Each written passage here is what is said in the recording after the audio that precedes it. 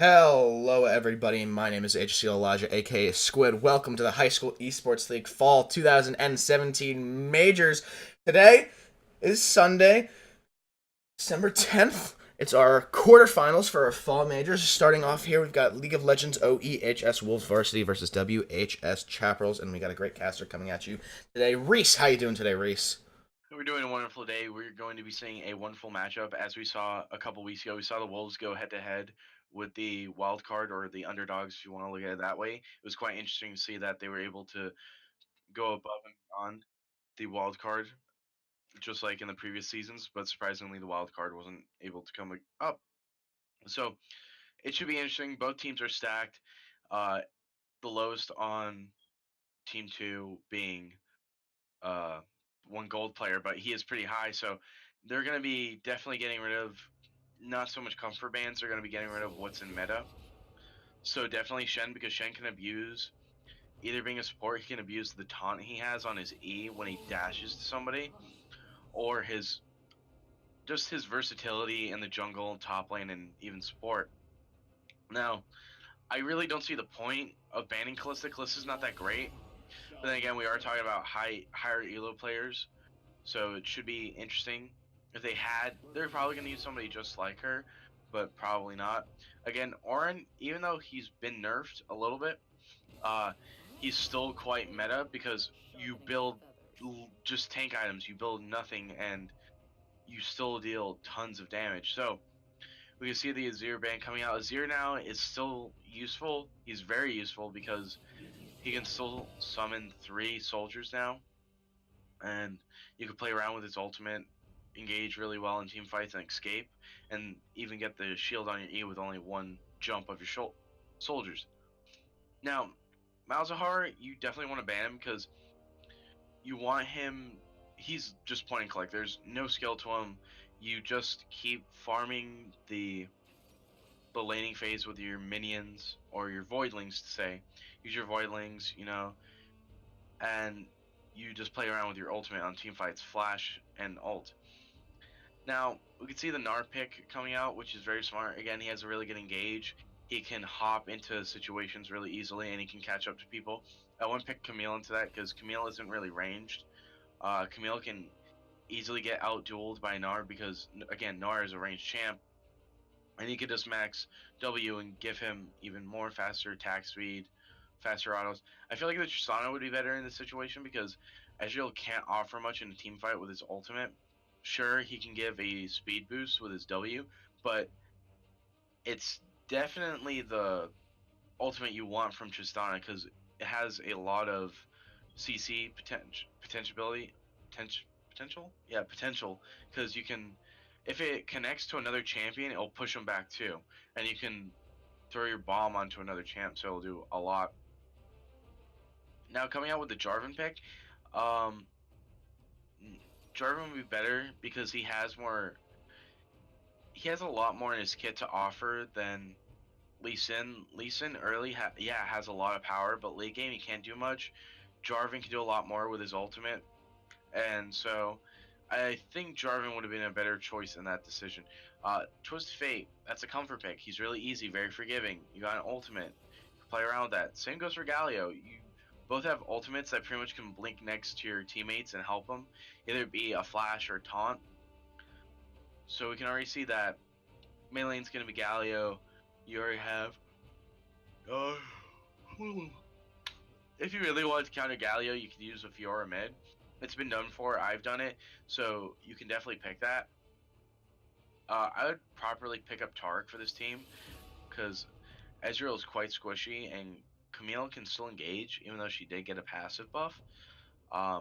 It's still quite helpful on her. I feel like the team will definitely benefit more from Taric's ability to heal him quickly in a rapid succession from every auto he does, and his stun should help, and his ultimate should help significantly because again, you take no damage in it. They're probably gonna go for a ban onto, say, I'm trying to think of somebody. For top lane, could ban like Tryndamere or Corki. Yeah, Corki. Um, the Corki ban's quite the easy one because you have Camille that can easily engage with her grapple with her E. It has quite the extension, and you can knock champions with it. So, I don't think you knock them up. I think you displace them for like half a second, and you can do that. Misfortune is actually a pretty good ban, even though, yeah, it was a good ban because they haven't picked up Misfortune, but she's actually quite the good support with her E, scaling a lot of Airy, and just in general her kit doing a lot from Airy. The Twitch ban is also really good because, sorry, because Twitch, again, he does a lot of damage too over time, and Twitch doesn't really benefit from lethality at the moment. So there's that. I would really recommend for the other team to use, say, Sivir. I don't know why people really don't listen to my suggestions, but you really should just use Sivir because you're playing against a comp that will have constant poke and that uses constant abilities. Because if we look at it, we have if we look at it, we have a Camille who will always engage with her E onto you with her Q. You always have the Ezreal with his Q to auto to. You also have the my god. You have the Taric who will also have his stun. So again, really useful if you were to play Sivir. You got Zac who would jump on you in team fights. Again, great with Sivir. I don't see why people don't use Sivir at all. Really, really underrated. We can see the Karma pick coming out here. It's actually really good because considering how the team is. Actually, I guess Thresh is better, but Karma is better because you have a lot of poke and you can make Taric expel a lot more mana that way. Yeah, so a Victor, that's a bit of a risky pick. I wouldn't play mid lane against Galio because Galio is a direct counter to him. I would have definitely picked Katarina. So as I did predict before, Camille is in the bot lane. So, sorry for yawning so much, but Camille is in the top lane. We do have Zac in the jungle. Ooh. And we got Ezreal and Tark bot, and we got Victor mid. Victor's gonna have to be very careful because if he pushes in too hard, um, he's gonna get camped by Lee Sin. Same goes for top lane. A lot of these lanes have to play with a bit of caution because Ezreal still has a lot of poke with his Q even from the nerf. Tristana has a lot of poke. Galio has a lot of poke. Victor, yeah, but Victor can easily get outplayed from Galio. And if we look at the jungles, both of them don't require blue buffs, so they're both probably going to start on red. I could easily see Lee Sin wanting to go in for an invade on Zax's blue, but the likelihood of that happening is pretty much slim to none because they want to play safe. They don't want to overextend. They don't want to get too friendly, and so they're gonna have to play a bit with a bit of caution. They're gonna have to play a bit safe. Um, Definitely Zach in the early game can take on Lee Sin, but towards the end, I don't think he can because Zach, again, they're both aiming towards to be tanks. They're not really going to be, you know, the top laner who builds a black cleaver into either Titanic or whatever Hydra you want, really. So yeah, um, Ezreal doesn't really go down the blue build anymore. You go straight into either Duskblade, Trendy Force, and then into Bork, and then whatever you want after that at that point. We also see that Victor's taking Cleanse, which is quite smart because of Galio's QWE combo and just how much damage it does over time just to get away. And it's also wise to have if he's going to roam bot lane.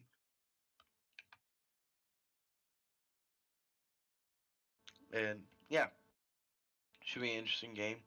I could definitely see it going towards the side of Wolves because of their comp and how well they're rounded.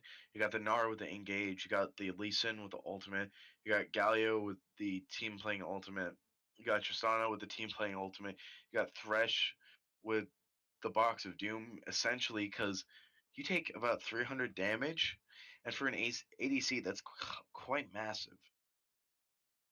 Camille, you got the signaling out of targets on her ultimate. You got Tark's ultimate. You got the Let's Bounce from Zac.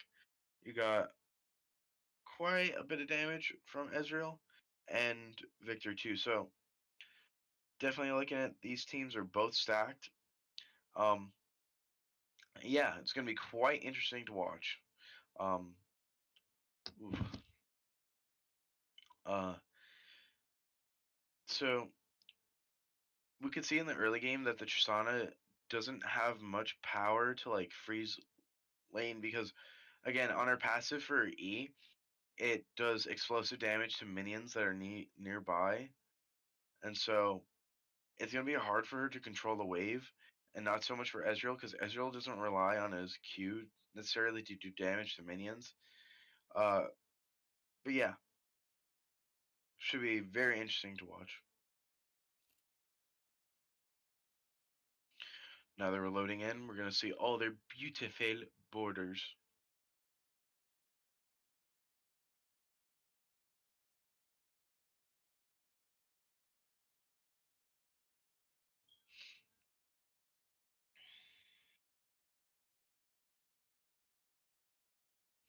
I feel like definitely the chaps are gonna have quite a bit of a hard time struggling through game one because of their comp. But if they can overcome and abuse top lane, they should be able to win. But if they falter and they're not able to keep up with the amount of pressure, then they're definitely gonna fall apart.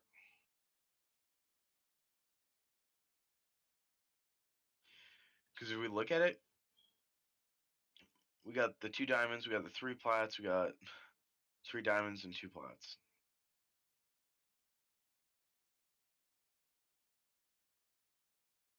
Oh wait, one of them got demoted to gold 1. Huh.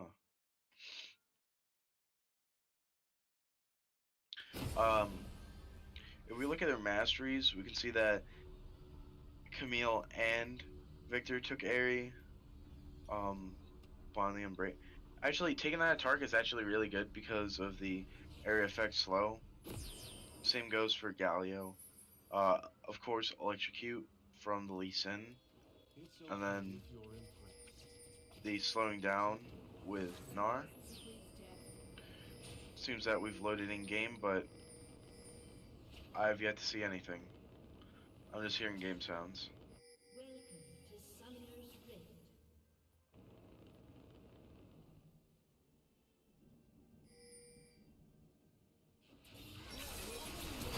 I believe I'm having some technical difficulties.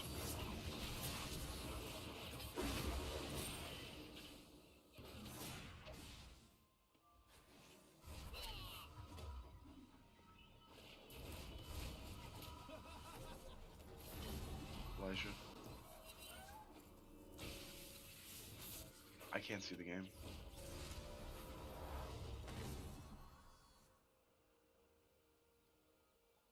Minions have spawned.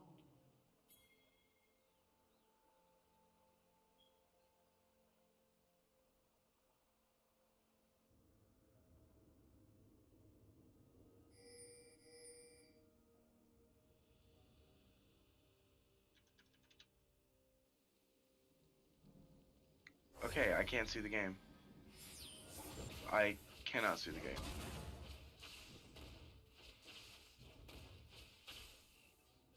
I have to reconnect, so one moment. My game froze. So yeah, I am.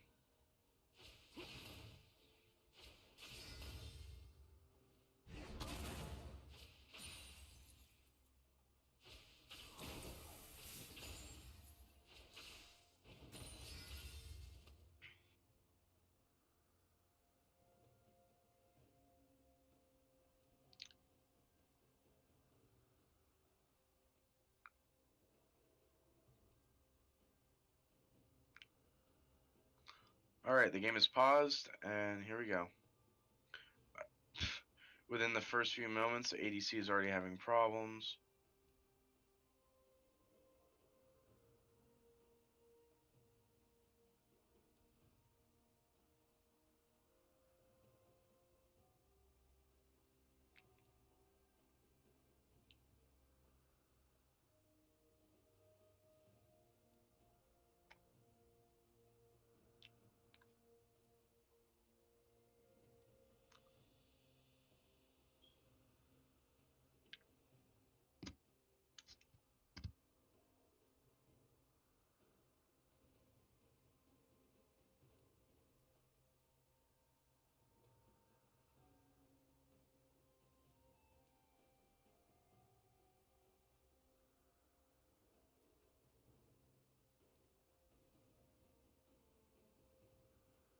So we're gonna go over top lane right now, considering that Nara is a ranged champ. We can also see that Camille isn't, and that yeah, she did get a buff onto her passive for the amount of shielding she gets for AD, but I wouldn't really want to go off of that because she's really not that good. But again, everything is up in the air as of right now. We can see that Nara will definitely be able to win lane if Lee Sin's able to gank constantly. Nara's just gonna have to play a little dumb and allow the Camille to just push in. I almost said Alawi, but allow the Camille just to push in so Lee can easily gank. Now for mid lane, it's gonna be quite the hard matchup considering that. Are they saying remake? Oh, R resume. Okay. As you can see, the mid lane's gonna be a bit iffy. You can see the constant poke coming out from Gnar again.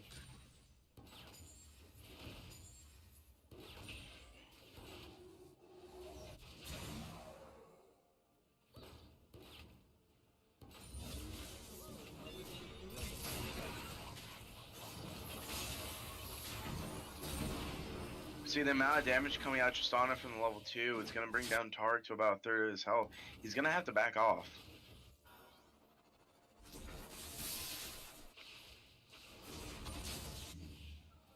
As I had predicted, Lee Sin's going to be able to gank at this point. He's going to miss the Q. She's going to go for the engage. He's going to go for the slow, and he's going to be able to do some burn damage, but he's going to have to back off and go back to his lane. Obviously, Zach know up.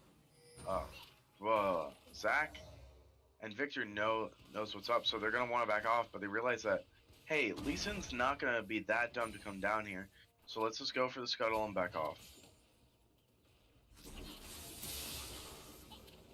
See, bot lane is pushed in pretty well for Wolves. And then we have mid lane where Victor is trying to run away from the minions and not get them into tower range so he can do some damage and get some CS. See, Galio is being a bit cautious. He threw out a ward out there just so he could, have basic vision.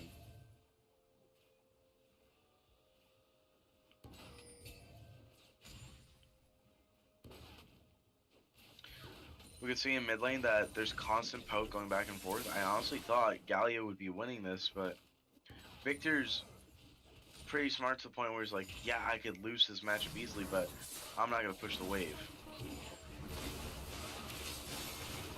See the gank coming out. They're pulling in on him. It's not going to work, and Zach's going to get first blood. Now we shift our focus top lane. We got Camille backing because she is ridiculously low, and Gnar is about to become Mega.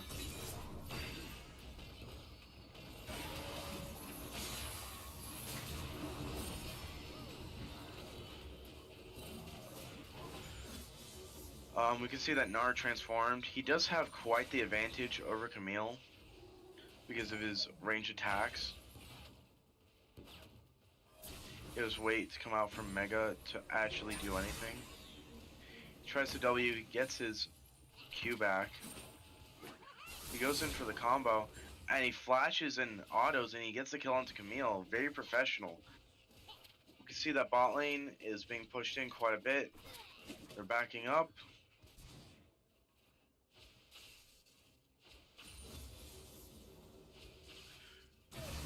See that Tristan and Thresh are walking back to lane, and that Galio's gonna have to be a little bit careful because he knows Zach's trickery here. They can just hop into lane 1-2-3 combo.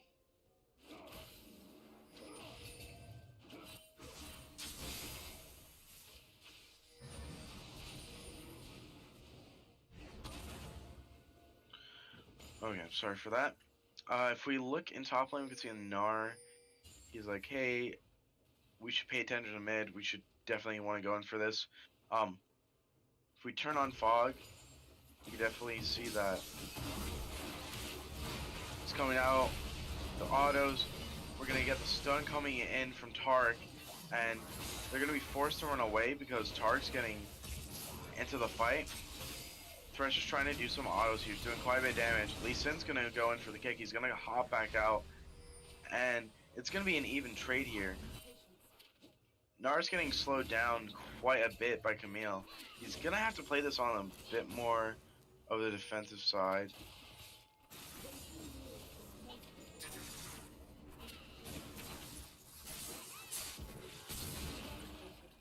We can also definitely see the Ezreal wanting to walk away and be careful because he is by himself. The Thresh and Tristan could easily 1v1 him, and he doesn't want to have to burn his summoners. See that Gnar and Camille are quite low.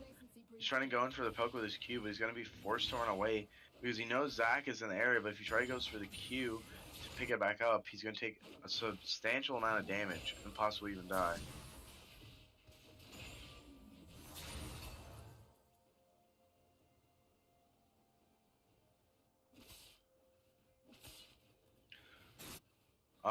You see Gnar's going to want to back off. No, he's going to stay around for the fight.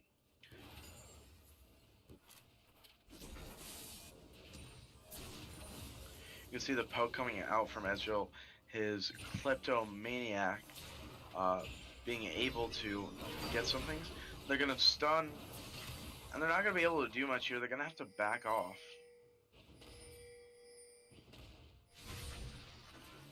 You can see Ezreal shifting over the wall.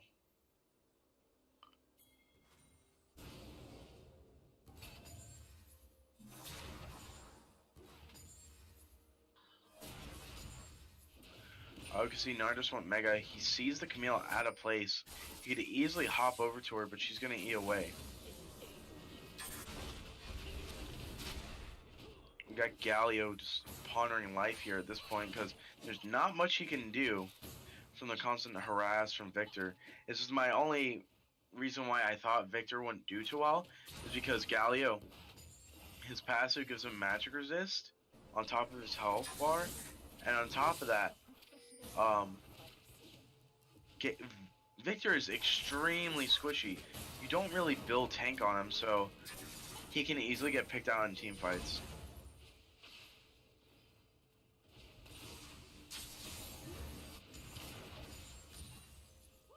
See, bot lane is being a bit cautious here because there is a 500 gold lead onto blue side already at this point.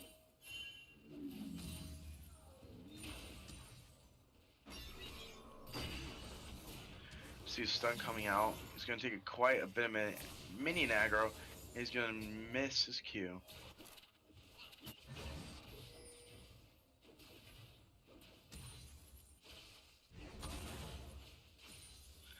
And then, yeah, they're going to have to be cautious because if they don't, they're going to get picked out, and blue side is just going to get an even bigger gold lead at this point.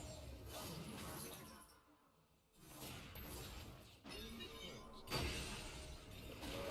can see Galio's just roaming around at this point, wanting to play some wards. He doesn't know where Zach is.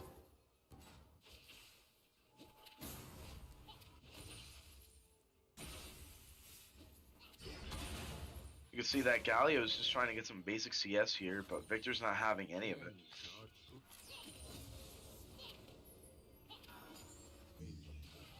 If we take a look at their CS right now, Victor is actually quite a bit, not a bit ahead, but in gold terms, he's about 15 CS ahead.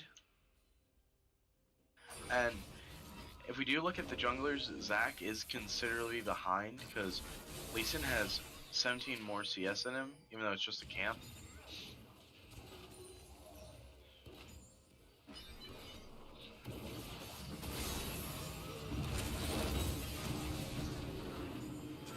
We can see that Ezreal goes in for the kill with the engage coming out from the Zach, which is actually pretty well done. I didn't even see that coming. Now that Tristana is by herself, she's going to have to be really careful and want to back off, because if she doesn't, she can easily get 1v3'd or 1v2'd.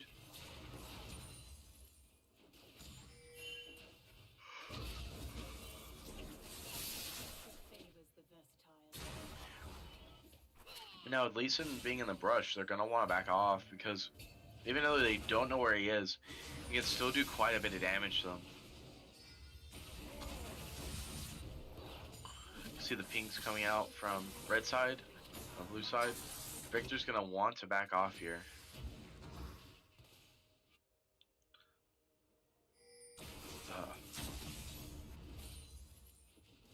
The constant harass from Victor is actually suppressing the Galio quite a bit, because Galio can't engage as well as he could. We do have the Gnar who is just coming down off of his Mega State. So we're gonna have to wait a little bit.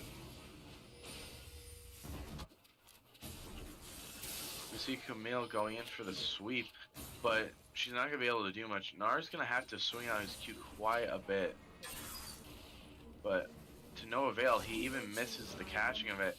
He's gonna have to be careful because Zach is nearby. Zach is looking for the engage. Gnar's not able to keep up, but he will be able to run away. Will he be able to flash? He will. He'll be forced to flash at this point. There's not much he can do. He's going to be pretty much forced back. Ezreal falls down. Tristana is still chasing in. Lee Sin goes for the kick, and there's a double kill for Lee Sin. See that? See the re-engage coming in from Galio. The W being up, the jump, and Zach getting the kill. They're gonna have to be careful. Galio's gonna be forced to run at this point. There's nothing he can do. He's flashing. He throws out his Q, and that's gonna be it. The trade's going even and back here at both teams. We see the ultimate coming down from Ezreal. It won't be enough to steal it, And Lee Sin will get the kill on Dragon for his team. See, now that blue team has taken Drag, they're like, hey, red team, we gotta make the odds even here and take Rift Herald. So they're gonna want to shift their focus to that, which they are. They're gonna be able to capture Rift Herald with no problem. Nobody's around, they're just gonna be able to throw it down mid.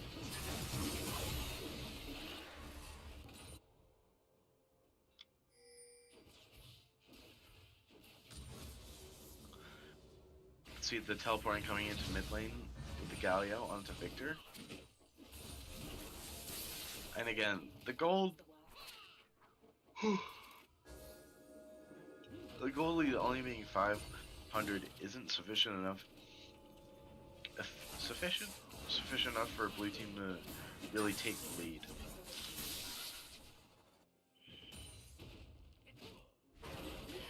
You can see the constant Raz coming back and forth from the Nara to the Camille. You can see mid lane's like, hey, Victor's missing, maybe he's roaming somewhere, and Lee Sin's like, no, dude, he's right here, so they gotta be a little cautious.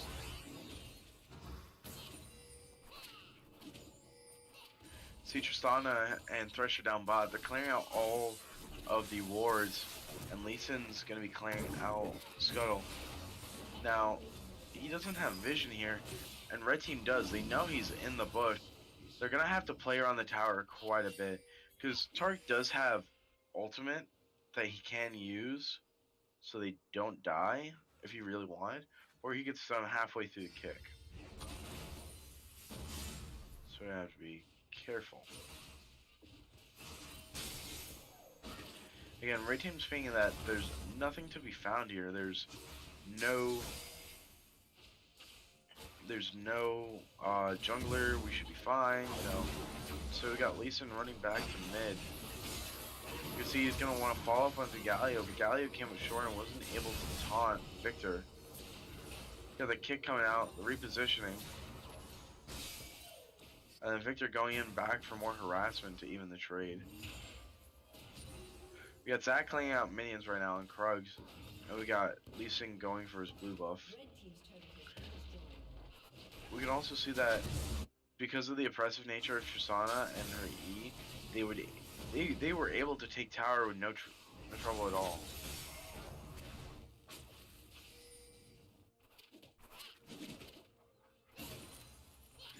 Now, Tristana and Thresh are going to want to roam to another lane to put more pressure into it, because they've come to the point where it's like, hey, we've gone first tower, we've got extra gold. You see the kick going on to Camille, and Camille's going to fall down. Just a couple more autos, they'll be able to take the tower, and then they'll be able to move back onto Zac. Zac won't have enough damage to kill Gnar, and he's going to have to back off. We see mid is pinging, hey, everyone's clear this area, let's go on to him. Stun's coming out, ultimate from Ezreal, ultimate from Char coming in. I don't really see the point. Victor had no mana whatsoever, so the fact that they even did that was quite useless. We can see that Ezreal's hiding in the bush, he wants to be careful, he can't do much. We got the re-engage coming in from Thresh. See the kick coming out from Lee Sin, isolates the Camille, the Thresh gets the hook, and it's going to be an even trade for both teams. Now you can see the gold lead is definitely starting to build up here, because they are a couple kills behind, and they're not in lane.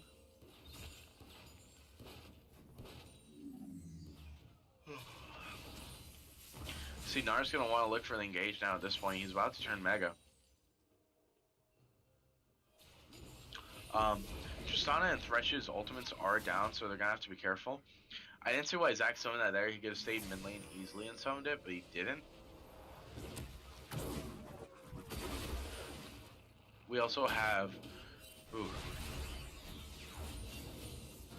We also have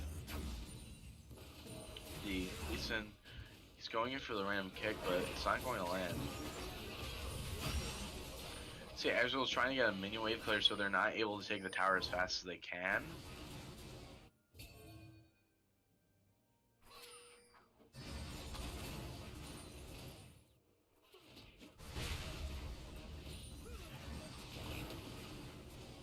Lee Sin coming out. And so there's not really much happening right now. Top lane is getting pushed inwards for red team. That's it.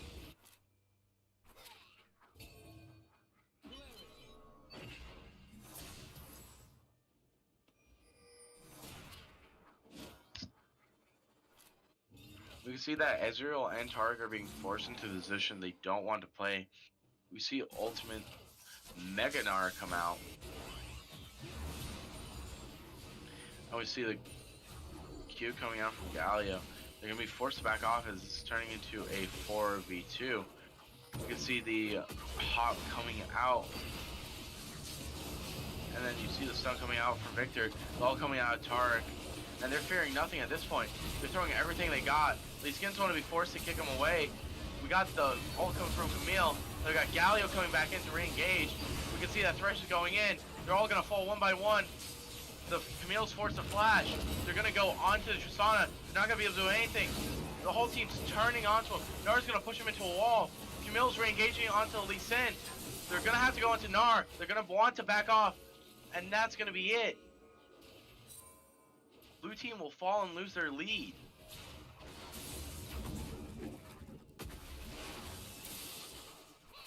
We see Ezreal was able to kill the Thresh and get the ace.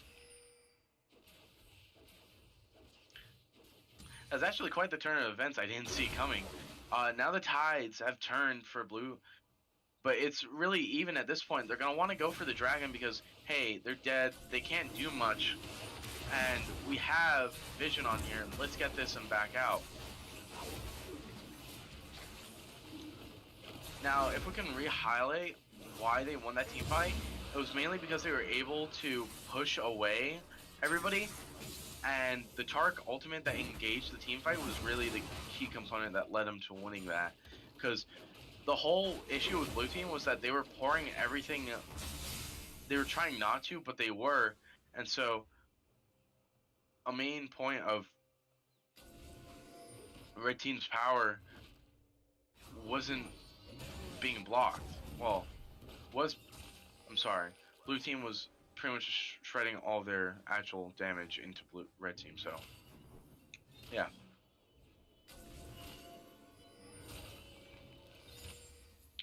See, they're gonna want to be a little cheeky here and be a bit careful while they get the last auto off. And again, Tristana does a lot of damage to towers, so they're going to want to focus Tristana and Gnar in team fights, but mostly Tristana because the whole point of Gnar, even though he does do a little bit of damage, is just to peel for the ADC. Peel, peel, peel. Same goes for Galio, same goes for Lee Sin. They all do a bit of damage, but they're going to want to go. You see, definitely another team fight is coming out to ensue. Lee Sin's going to want to set up properly and get the kick right. He's unfortunately going to miss. Nar's going to be forced out of his mega state. We see the ultimate coming out from Galio. All of red team is backing off. We get the silence. We got the ultimate coming from Tarek. Camille is backed out. I don't know why she's going back in. She's going to get kicked. And Zach is going to push them all back. They're going to fall one by one. Tristana's going to be rendered useless. And now Galio's going to fall. He can't do anything. And that's going to be an ace. Oh, I'm sorry. That's going to be a quadra kill for Ezreal. They're going to want to go in for Baron now because they're going to be able to push in mid lane. And they're also going to want to capitalize on the fact that, hey, Lee Sin didn't have red. We should go through his jungle, take what we need, and we have a massive lead at this point. We're able to turn the tides. We're able to tank Baron. Most of our team is alive. And so now they're just going to want to focus on the Baron. There's nothing that blue team can do. Yeah, Nar's there, but Nar doesn't have Mega Form to really annoy him. He's going to get stunned. They're going to want to turn their attention back to Baron, because if they don't concentrate on it, Baron's going to end up killing Ezreal. They're not going to be able to do much. They're going to be forced to back at this point. The re-engage coming by Camille onto Gnar. Gnar is losing quite a bit of health. He's not going to be able to go Mega, and he's going to fall. Red team's going to be able to push into blue team now because they have no defense whatsoever. The only thing they have is Lee Sin's kick. Lee Sin's going to fall back, and Thresh is going to waste his W to give out to Lee Sin when Lee Sin just kicks back. Everyone's going to want it back at this point because they have so much gold in their inventory. They're going to be able to buy so many items, and there's so many things are actually happening on screen. This is quite an interesting game. Ugh. See, Ezreal's going to back now that he has red.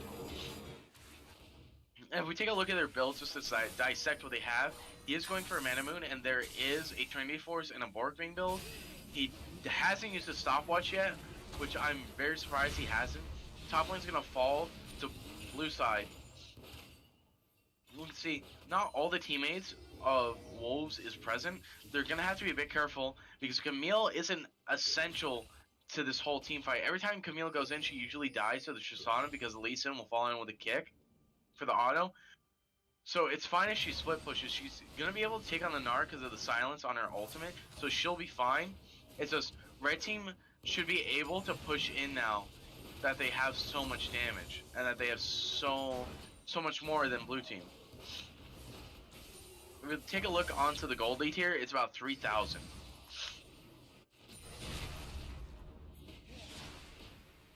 We can see that they're wanting to focus their attention onto Lee Sin because he is by himself. But they're not quite sure where all the teammates are. They know that Gnar is near Lee Sin, obviously, because they're all top lane. We see the re-engage coming from Zac, but he's going to want to back off. They do have their minions. They're going to have to look for another team fight, and they're going to have to force it out, because they will be able to win this. See the ultimate coming out. You can see everything coming out with Tark. The bounce is going to get nothing back, and they're just going to have to back off at this point. They can see that Gnar's pushing top lane, but Camille is nowhere to be found but bot lane. Ah.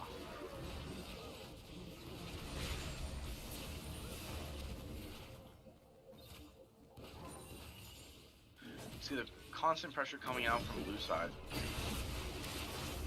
The perfect stun going on to Gnar. Gnar's gonna try to jump away in W, but he's not gonna be able to do it. He's gonna have to ult. He's gonna Q them. And W. But that'll be it. Camille's able to push in more. Her Q does so much damage to the towers. Blue team is going to be forced to back at this point, or at least go towards her, and they're going to have to forfeit mid as well. And like a smooth criminal, Camille's going to be able to get away. All their efforts in vain at this point. They're going to lose mid. And they're going to start to collapse on themselves.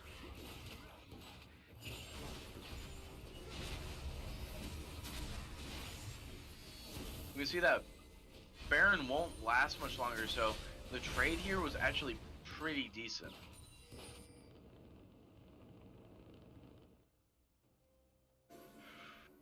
We can also see that Tristana is just farming at this point because she wants to get to the gold lead where she can really just 1v1 anybody, but because of Ezreal being so far ahead in items, he's going to do quite a bit of damage. We can see that red team is definitely wanting to push onto the Gnar that is no longer Mega. We got the ultimate coming out, we got the Qs. Red team is going to be able to find a way to push this down. Victor is already on top of the dragon.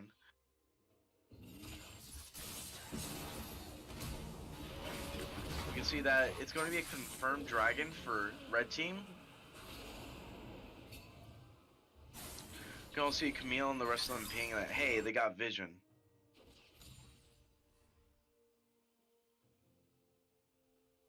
Oof. You can also see that Tarek is winded back at this point.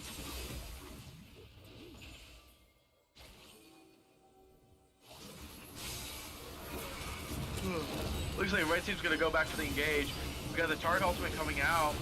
The Ezreal ult coming out, killing Tristana instantly. Galio's not gonna be able to do anything. He's gonna have to back off. They're gonna get the less bounce out. And that's gonna be really it. They don't have much damage. Camille's gonna be forced to back out at this point because she is way too low. Same goes for Zac. They're gonna take the turn.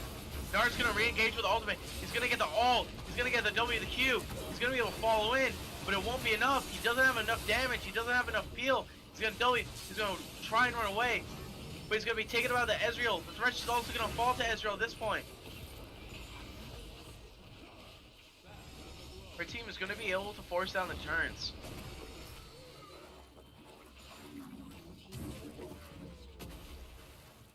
Because we'll see that blue team is forced to push them away at this one because they don't want the inhibitor going down in such a crazy turn of events for a team fight.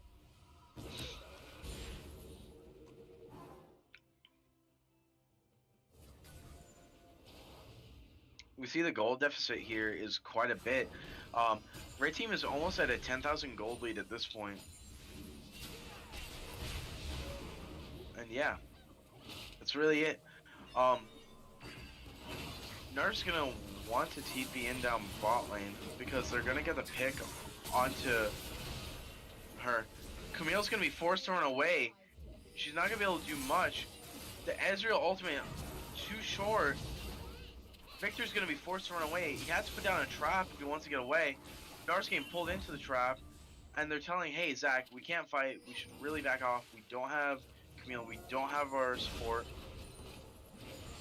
And yeah. Now blue team's gonna want to reconstruct mid onto each other. Well, rebound onto each other at this point. Nar's gonna go ultimate, but he's gonna fall into the trap. Lee Sin's tanking the damage. They're not gonna be able to take the turn sufficiently, and Nar's gonna go down back from non-mega form.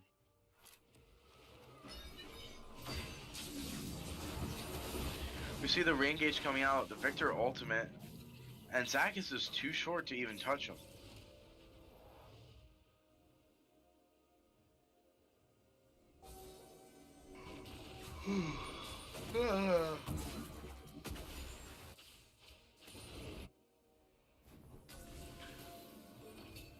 We can obviously see they're gonna want to back at this point. They're gonna have vision on top.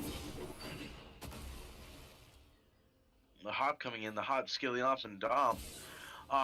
We do see Victor and Gnar in the mid lane. Victor's gonna have to be a bit careful because Gnar can go mega and just throw him into a wall and instantly kill him.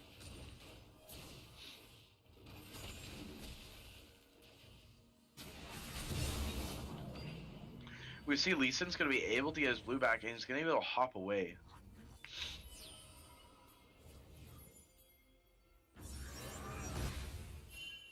See, everybody's pinging here. They want to find a team fight at this point because they're not going to be able to do much unless they do. See the ultimate coming out. They've isolated Galio at this point. Galio's not going to be able to do anything. Lee Sin's going to go in with a kick. It's going to knock up two of them. And they're going to be able to disengage for the fight. Ezreal's going to be able to auto. And that's going to be the end of that.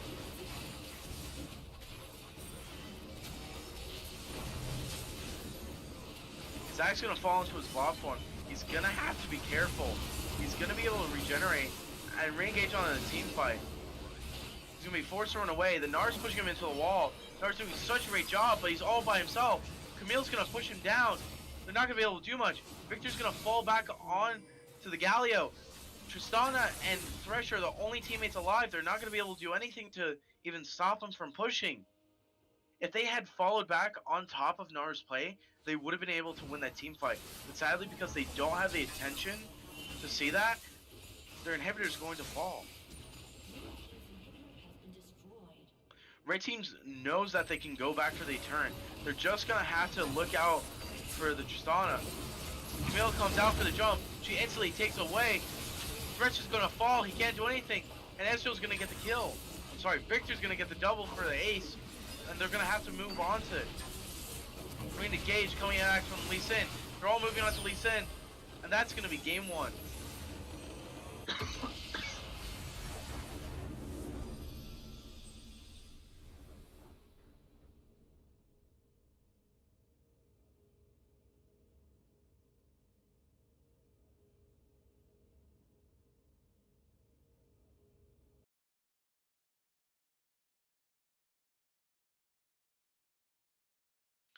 So if we can look back on the comp, it honestly fell to how the Galio was playing. The Galio was really aggressive early game, and so he wasn't able to really stay behind. And the Victor was pushing in quite a bit. Well, he was allowing himself to be pushed in. So, yeah.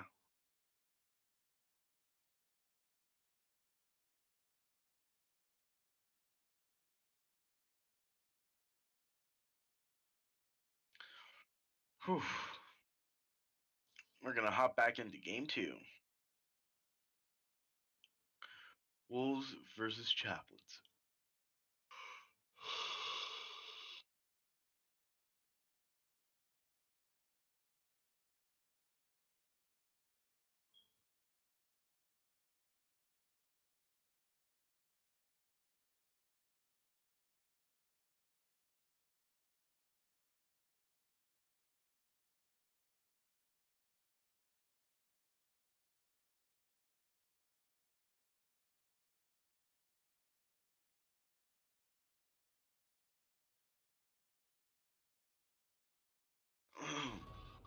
We can see we're going straight into game 2 here. We're going to see some comfort bands getting banned here. Comfort picks getting banned here. My bad.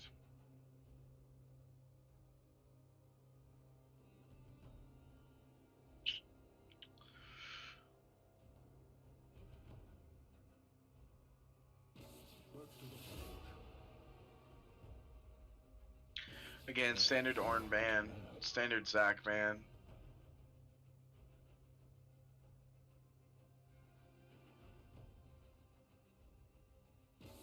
We do what we must. The Lee Sin ban coming out, I wouldn't have banned it. That there's nothing good about that Lee Sin. I mean not to sound mean, but I mean like there was no point in banning the Lee Sin because he wasn't an effective player as Lee Sin as he could have been.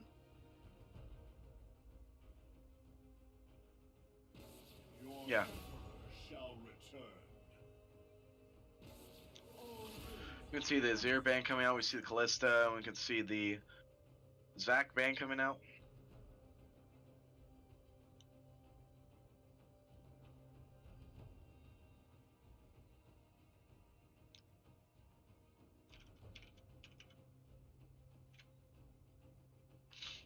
Ugh. So I go. We also see the standard Shen ban coming out. Again, Jarvan is actually a really good pick because of how well he does with Electrocute, and the fact that he can build a Duskblade on him and just smack somebody with him, it's nice. I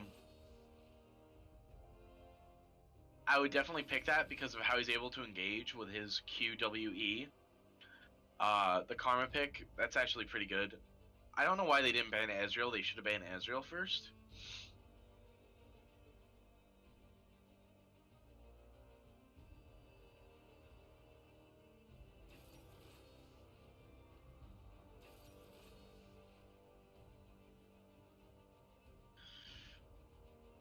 We can see the Xayah and Rakan pick coming out pretty well.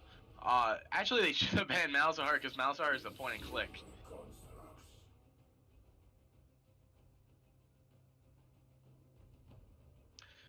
Rakan and Xayah work really well, even though they were made for each other, quite literally and figuratively speaking here.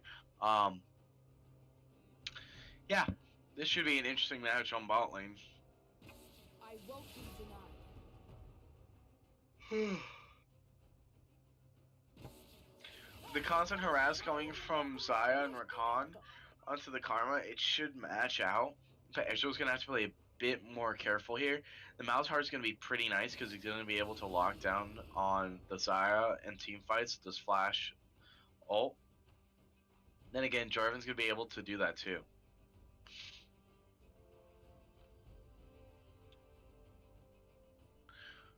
Bum bum bum bum bum na na na na da da da da da da da da.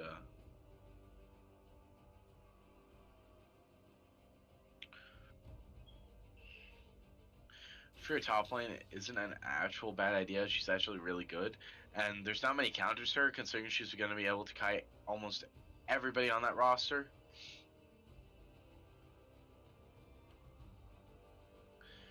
We can also see the pick coming out on mid lane is actually really well done. So yeah.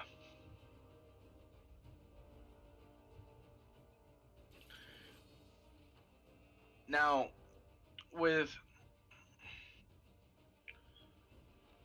Xerath mid, you're gonna have to be pretty skilled and pretty well rounded with him because you're gonna have to be careful for the ultimate's gonna come out and the stun. The longer you wait to try and dodge the stun, the longer the duration of the actual stun time you have.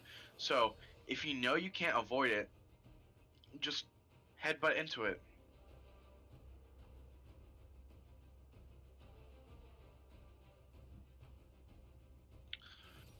I need to grab a blanket, it's cold in here.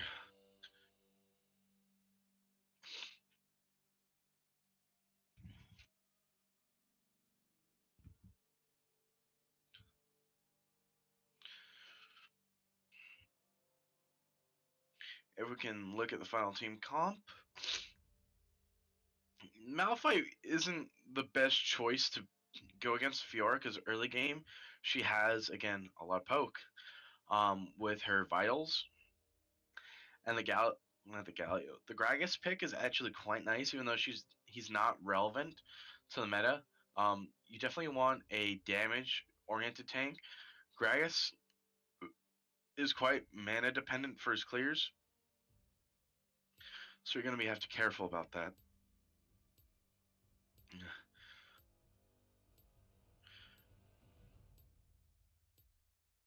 Bung. Okay, so let's go over to top lane. Top lane is probably the worst picks you could have because Fiora's gonna be quite aggressive against the Malphite early before he even gets his Thornmail. And don't forget that Fiora does true damage for her vital, so it'll ignore pretty much whatever armor he has. So yeah, Fiora should be able to dominate this lane pretty easily, even 1v2 against the Jarvan. It's easy. Gonna look at mid lane here. We get Xerath against Malzahar. Malzahar pretty much gets a Banshee's Veil every 30 seconds when he's like level 1. By the time he's level 18, he has like a 14-second Banshee's Veil. Sorry for saying so much. Then you got junglers Gragas against Jarvan. Early game, Gragas is going to do a lot of AP damage, but Jarvan will be able to outdo him in that aspect.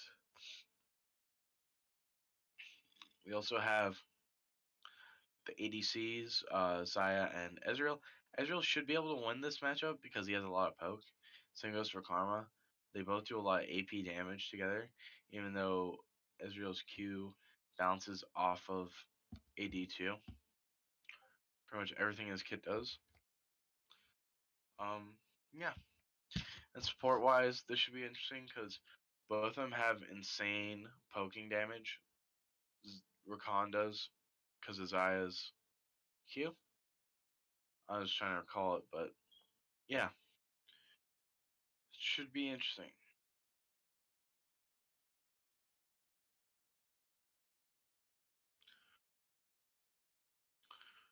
We can also see that the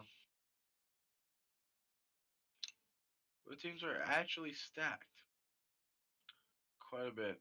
So it's gonna take a lot for top lane to carry this game if they want to. Blue side.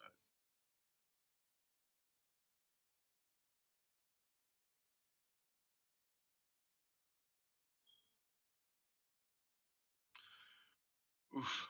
Okay. Ugh. So bot lane, it can either go either way. Jungle, it can go either way. Top lane, it's gonna go towards Fiora. And mid lane, to Malzahar because of his point and click ult. Really, everything on his kit's point and click.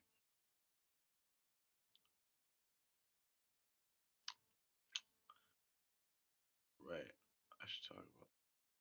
So we're gonna look at their Keystone Masteries right now. Once we get into low screen because we can't see them from here.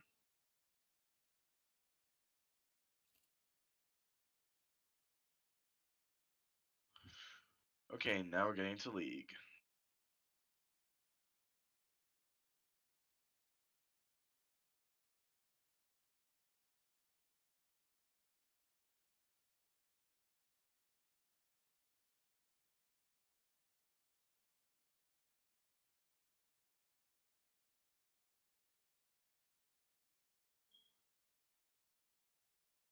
See the 2 diamonds on Wolves.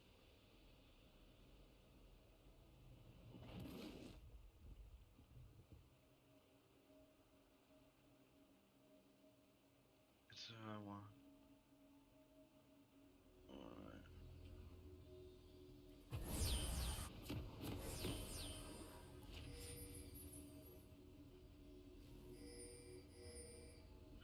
We see the constant things coming out from both sides.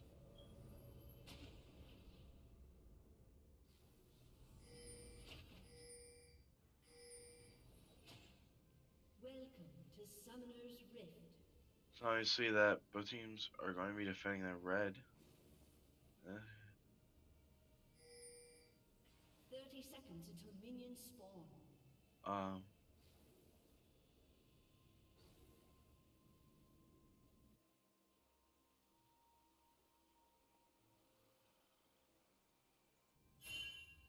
we can see that they're pinging back and forth. Hey, be careful, be careful.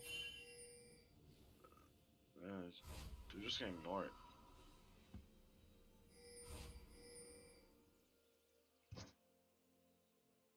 Minions have spawned.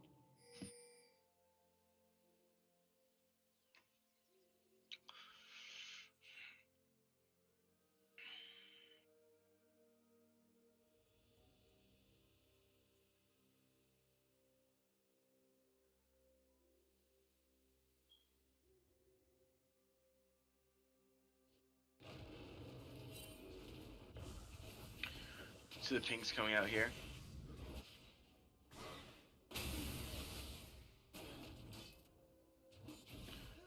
Constant harass coming back and forth from both lanes. Alzar's going to be able to spread his Void Essence quite a bit. Zar's doing quite a bit of damage himself, surprisingly.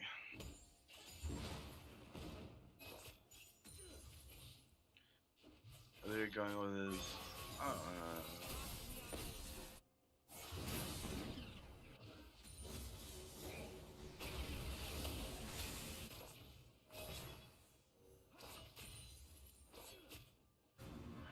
we can see that the Voidling is going to be quite aggressive in the laning phase and quite a bit of damage to Zerth.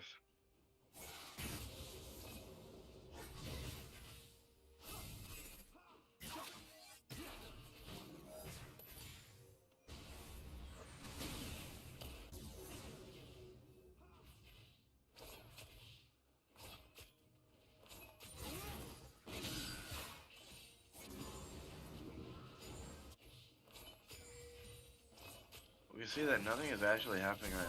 Still on the same goal deficit, so...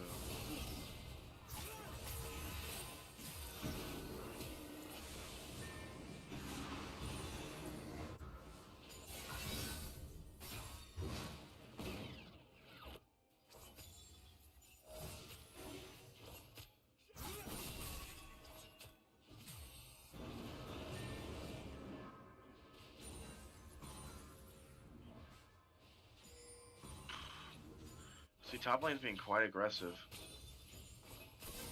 Nothing's really happening.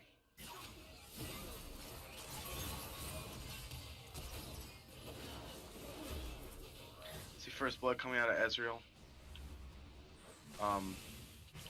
Expected.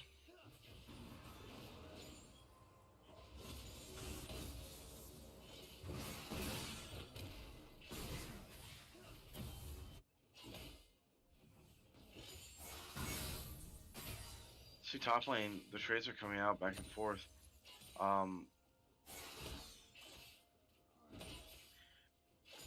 He's gonna be able to fight off the actual Rock himself in the Malphite.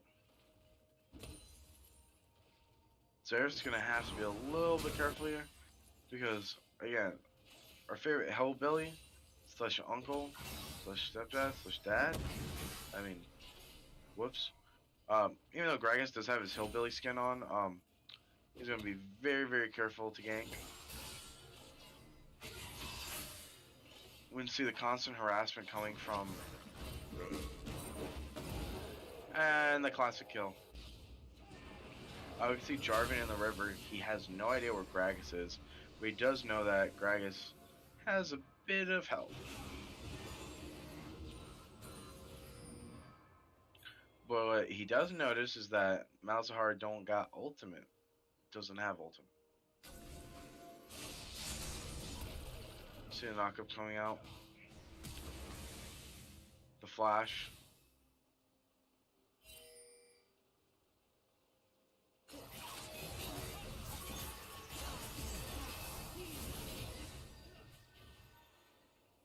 See the teleport coming in from top lane.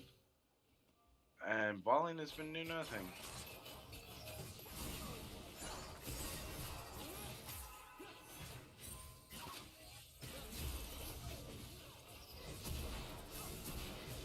See the kill coming out from Ezreal onto Zaya again. And he's going to be able to pick up the double onto Rakan. We can see that Mouse's actually playing really safe right now. He's been avoiding a majority of the attacks.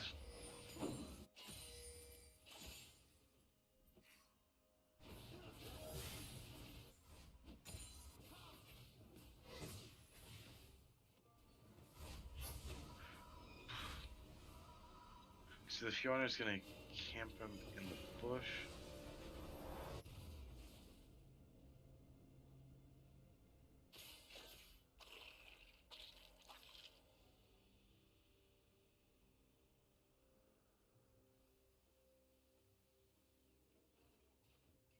We definitely see that Fiora's gonna be wanting to be going a bit more aggressive now that she has ultimate.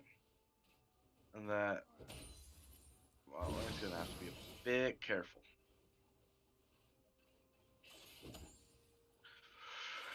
We're looking at the gold lead here. Red team does have a 3,000 gold lead as of now. Just a little bit over 3,000. See that they're pinging because Monster knows for fact that there has issue there.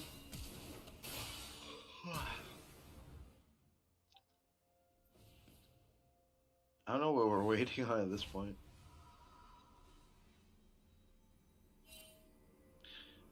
See the ward go up.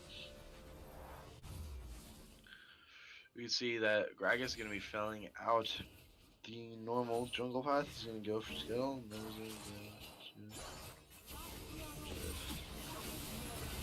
go to...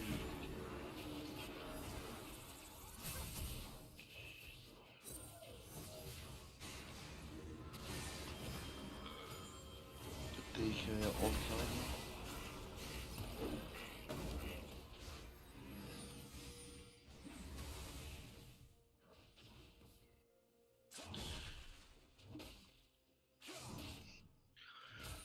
We can see that they're going back and forth in between the actual thing here. We got Ezreal and Karma, who's going to be able to take first tower here if they keep up the pressure. And it's only been 8 minutes too.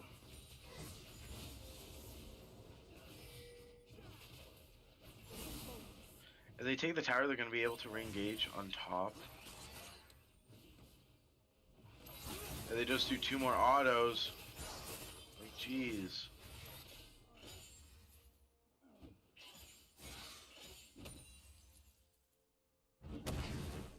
Let's see the Q coming out for Karma onto the pair.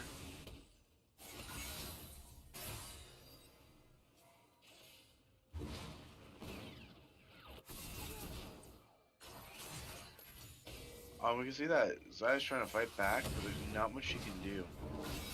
They really need to cut their losses and just wait until late game if they're going to try.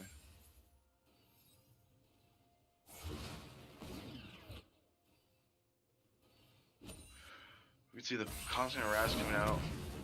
Ezreal's quite low, you get the flash and the E.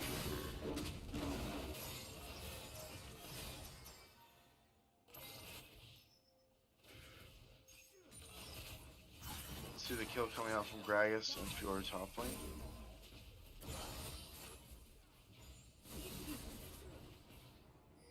Blue team's turret has been destroyed.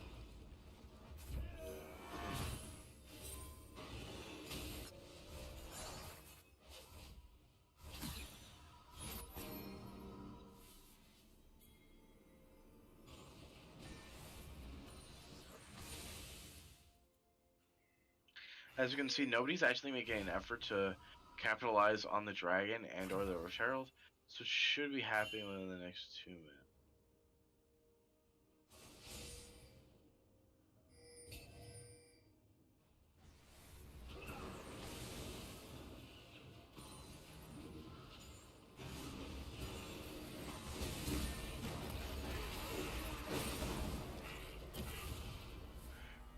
We see that the Gragas has been ganking constantly, he's been able to keep up the pressure, and he is unaffected constantly.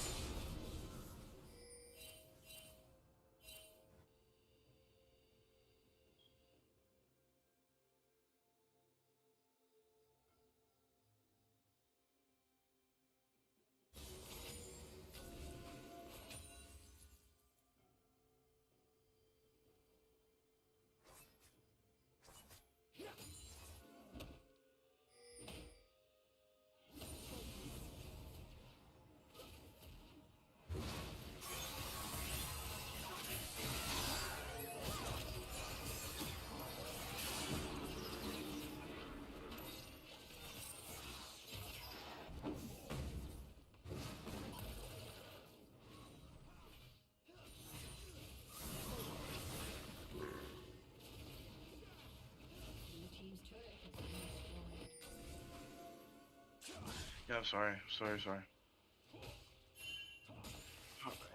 Yeah. Ugh, I need coffee. We can see that they're moving on to Rift Herald at this point. They're going to want to emphasize on that because they know that Jarvan's all the way down on bot side. Bot side is going to try and push in, but we see the teleport coming out from Fiora. Fiora's going to be able to move on and get an easy kill because they're not going to be able to take that tower fast enough. We see the stun is getting shifted on to Xayah, and Xayah's going to have to run away. We see the Malzahar coming in. Malzahar is going to be able to get close enough. He's going to ult.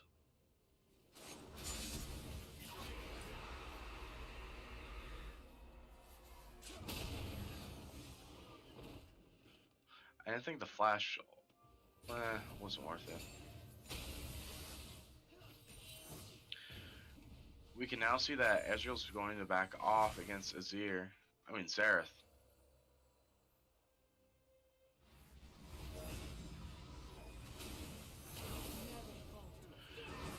See that Ezreal wanted to poke down the lane.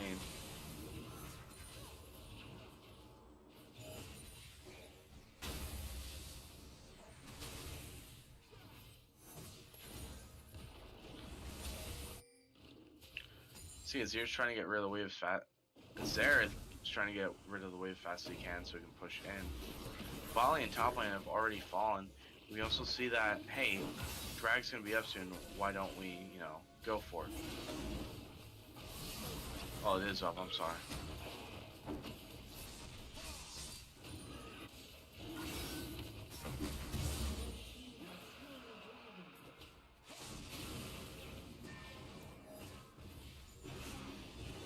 See the engage coming out from Gragas, but he's going to back off and wait for the rest of his team.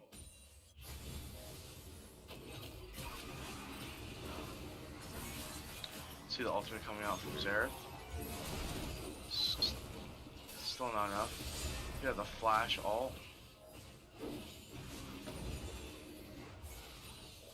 You got the summoning of the Rift Herald, and they're going to force a team fight here again.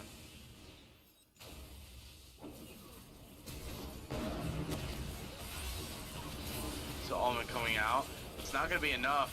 They're going to fall down to the Fiora.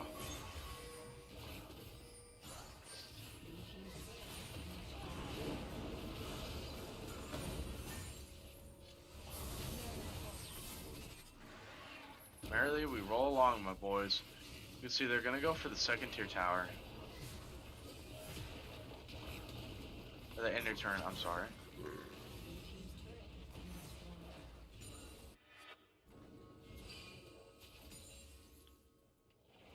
So Ariel's going to move on to the birds.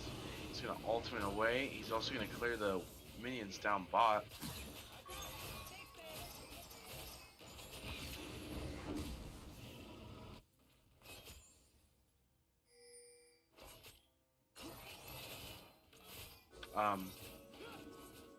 So yeah, it was quite a team fight for them. They really have to single out either the Ezreal or the Fiora, like they have to jump on top of her. But because they do have the disengage from Gragas, they're going to be able to push him away.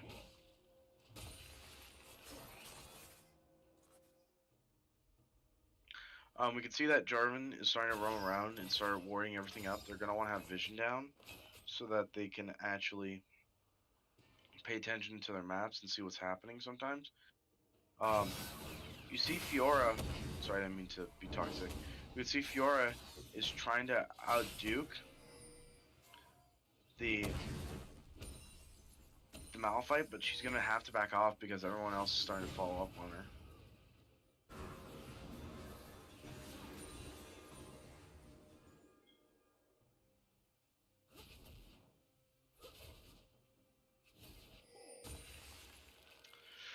I'll see top lane's like, hey, gonna go clear that wave. So Ezreal's gonna depart from the actual group, and they're all gonna start moving or shifting towards top at least.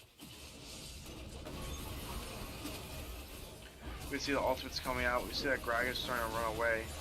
He's gonna ult. There's not much they're gonna do, and Xerath's gonna get the shutdown on Gragas. Now that red side does not have an engage, they're gonna be forced to back off. The goal deficit is quite a bit for blue team. They're going to have to struggle to get this lead back up, but red's going to want to run away.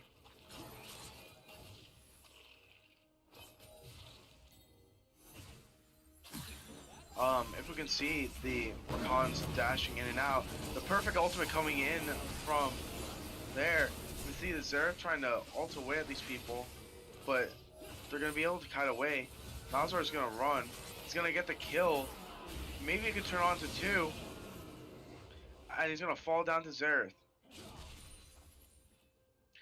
Now, while that team fiasco has been going on, Fiora's been split pushing the whole time.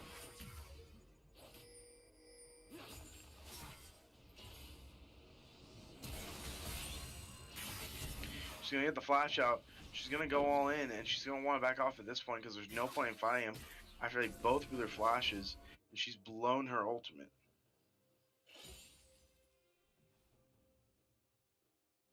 You see, the Gragas is trying to follow down, well, pretty much hunt down the Rakan, but he's going to back off because there's no point in killing him.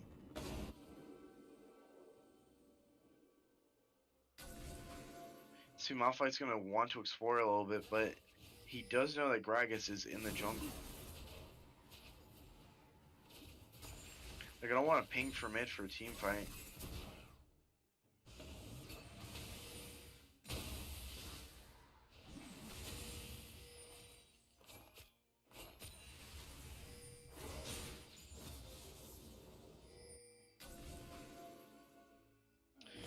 They're all going to back off at this point.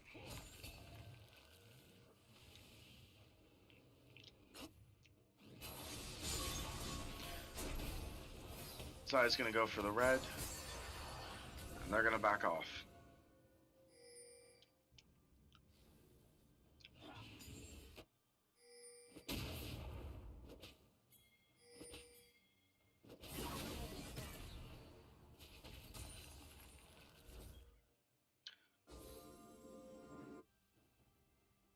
If we look around, we can see that red team's going to want to get rid of all the wards that they can because they do want to surprise attack them to actually win the team fight. Because even with their lead, they're kind of throwing and they don't have a proper form to engage.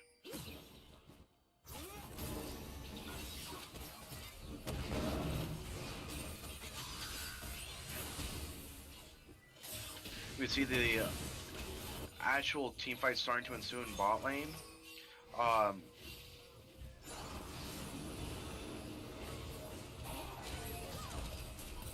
See the ultimate coming out. We see Jarvan's ult, and then we also see Malzahar's ult. They're gonna be able to shift away from bot lane, and they're gonna be forced to regroup.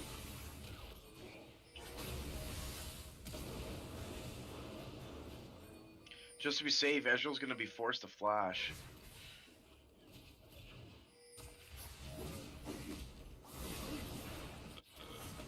They're all pinging in jungle now. They're gonna have to be careful. And now they're gonna form onto the dragon. Well, Drake. I'm sorry if you want to be technical.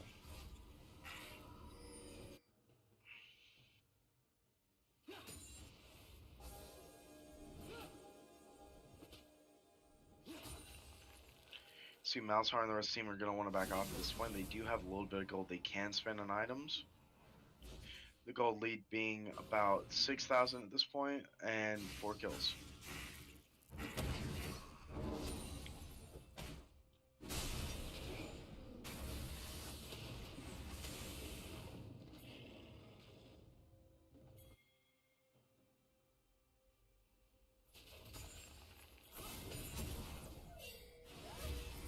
We can see everybody's being cautious about this. They're not going to want to go in.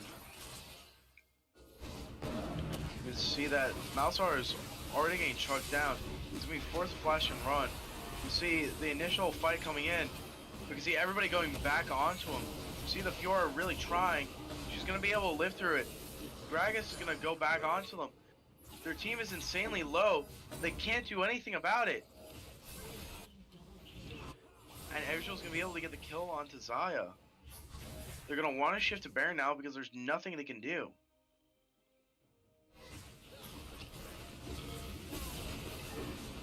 They're obviously going to be able to take Baron at this point.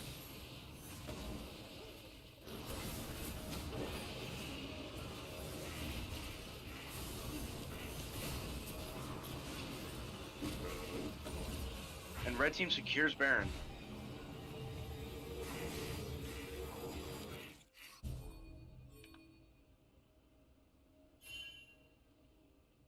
Now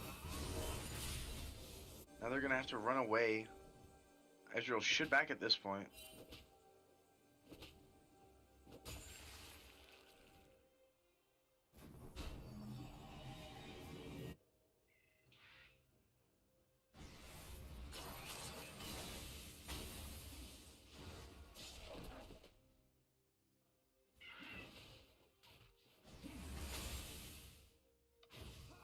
Now they're going to want to regroup mid and actually push down because Fior's not going to really be able to split push for long as blue team's going to move down bot.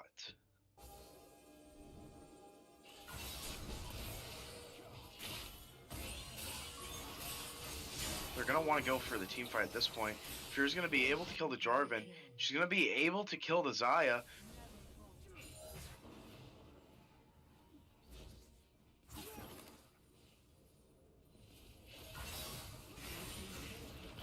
They're going to get the turret, and now they're going to look to go in for the inhib tower.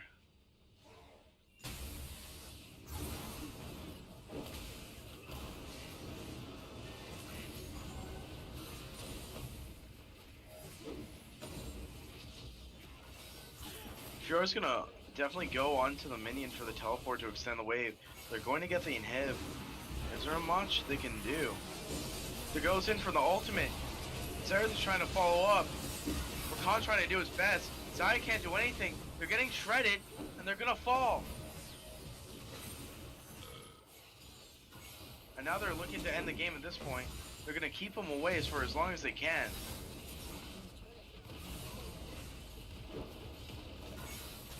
Blue team will fall at this point, and they're gonna lose base. That'll be game 2.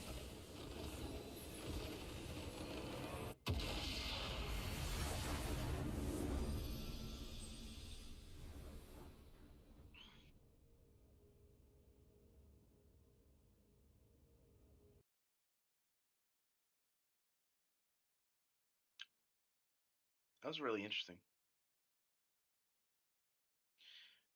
And we're going to be going straight into game 3. Meet.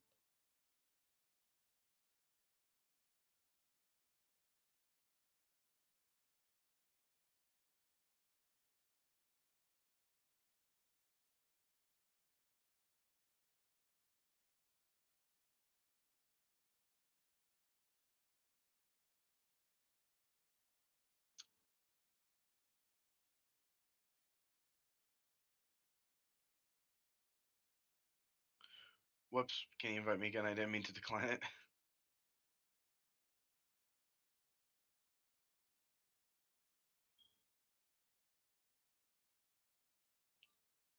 Can I get re-invite? Here we go.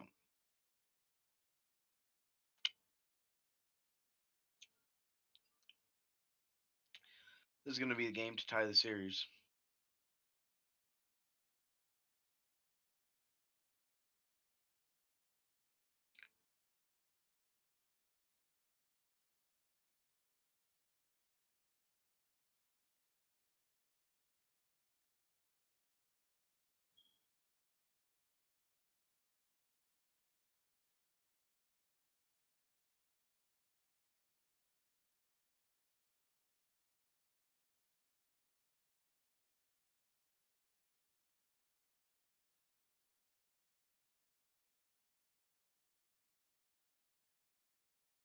My bad.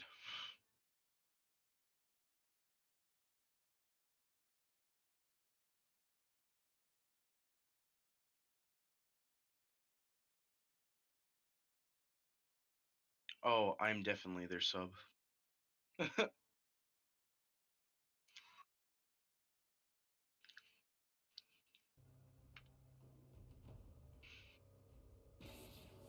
not just bad.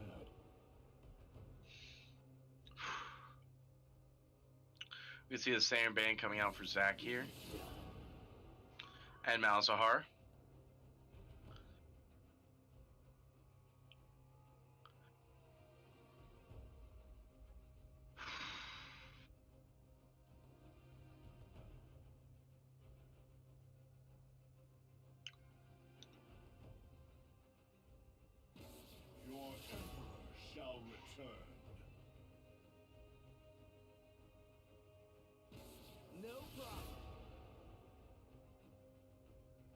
Huh?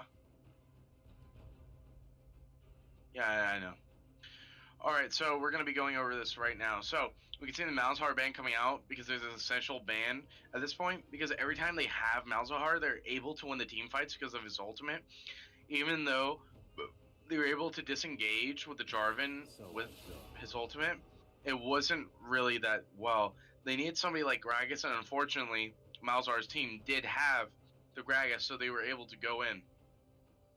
Ezreal ban is pretty key too, because as we've seen, Ezreal has been able to get a majority of the team fight kills and a lot of the damage in.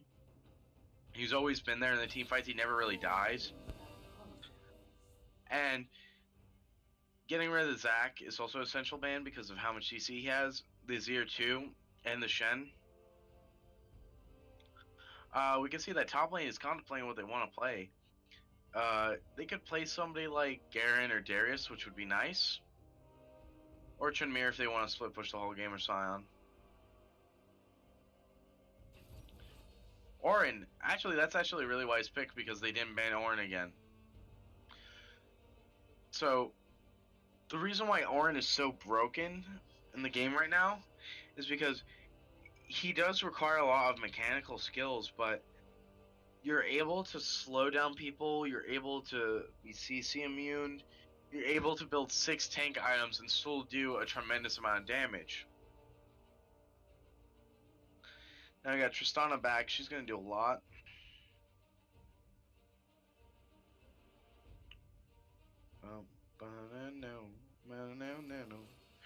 We can see that the Leona pick is actually quite smart because Leona is able to tank a lot of damage, and she's able to engage pretty well and get a stun, and Tristana's just going to be able to whack at them. You can see the Jarvan pick is actually really nice to go with Orin. So that's top lane, that's their bot lane and jungle.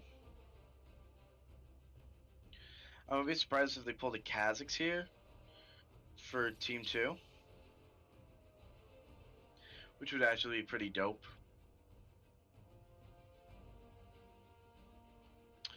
The Corki pick coming out, that's also pretty smart because he does do a lot of damage on his auto attacks when he's even slightly ahead, which is actually pretty surprising, even though he does do a lot of magic damage.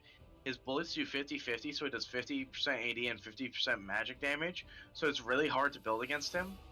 A smart pick actually against him is Rammus. Same, pretty much. Looking at the team comp, Team 2 is going to be able to sweep this game now because of the Tristana and the Rammus being able to subside a lot of the damage. If we can get a a Fiora pick here, they'll be able to win.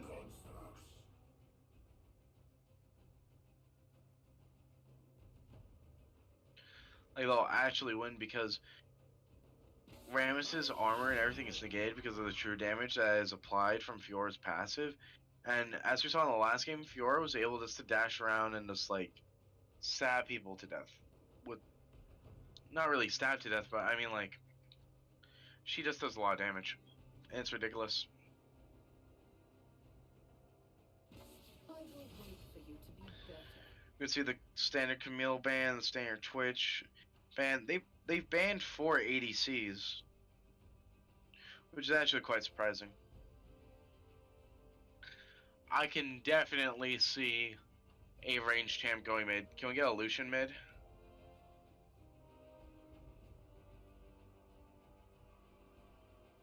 No, we're gonna get a Jace top. I still have hopes for a Lucian mid. Because Lucian mid actually does quite a bit of damage.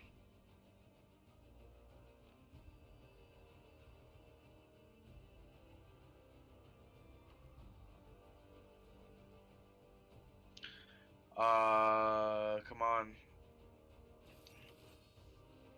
And a Zaya pick coming out? Didn't work last time, I don't think it's gonna work this time.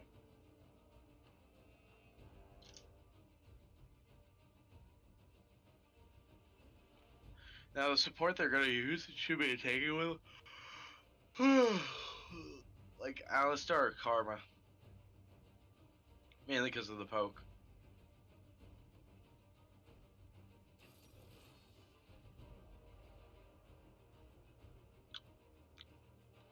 Now we're gonna see what their mid lane is.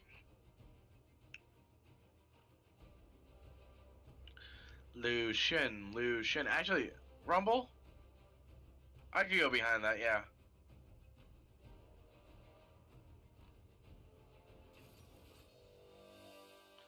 So that's actually quite the interesting pick. I haven't seen Rumble played in a very long time. He's kind of like the really old Galio.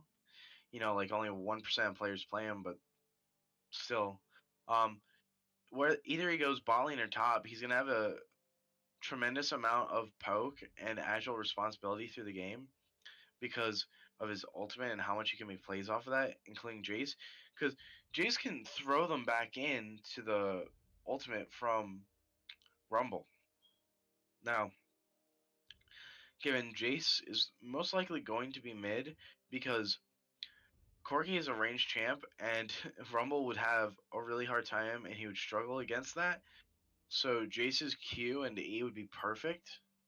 Because Corki, yes, he does have a lot of mobility, but he's only going to be able to dodge every, 20 seconds?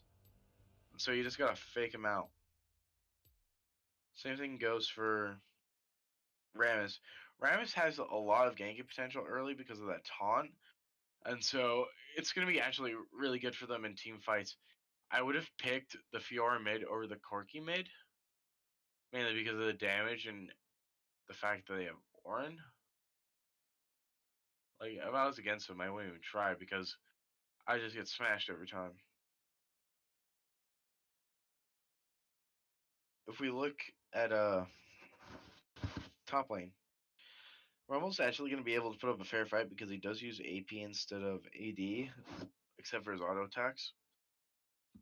But like, he's going to struggle a little bit, but because of the Rammus ganking early, which he should, uh, he'll be able to win those. So next one, we're going to go to jungle. Because it is Jarvan and it is Rammus. Rammus is going to be able to deflect a majority of the damage that Jarvis does himself. So I wouldn't even try as Jarvan. I would go for a lane that I know for sure won't be bothered at all, and that he'll be able just to flag in and flag out pretty much. Which I'm saying is like he'll be able to throw down his Demacian flag. He'll be able to hop to it, get a gank, go back down to Krugs or Gromp, whatever he wants to go for, and then he'll be able to go to the next lane, so on and so forth.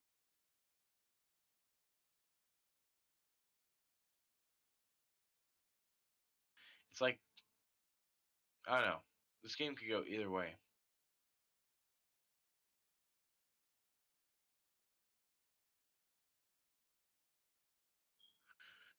We can see that mid, yeah, as I said before, is going to be pretty easy. We got bot lane, which is going to also be quite a bit of a. It's going to be interesting to watch because Tristana's not going to be able to freeze the wave as easily as Zaya. And so that way, Zoe's going to be pushing a little bit more. We also have the Leona against the Karma. Leona's going to be able to actually hook, not hook, but snare and stun them when she autos. So, should be interesting.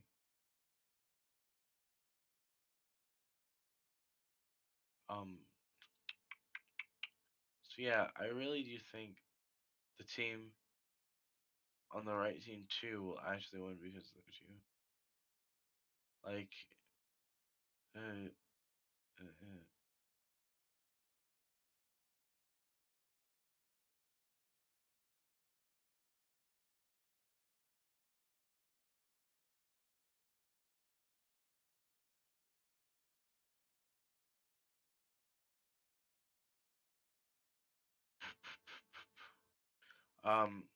It was actually pretty smart of them to ban Twitch because again, Twitch and MF do a lot of damage early and they have a lot of true damage. Distinctively remember seeing a MF Q onto a minion, kill it, and then one shot me at level 6. It was the most frustrating thing I've ever experienced in League of Legends. Besides getting constantly silenced by Teemo.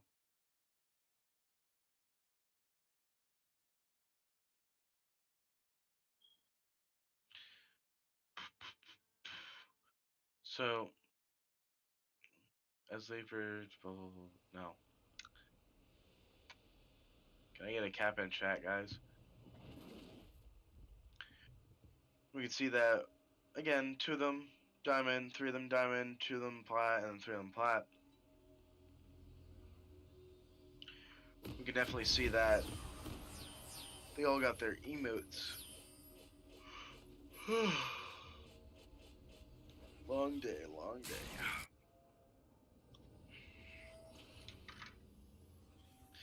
You can see that they're not gonna try any funny business right now. They're just gonna go to their standard Welcome to lanes. Summoner's Rift.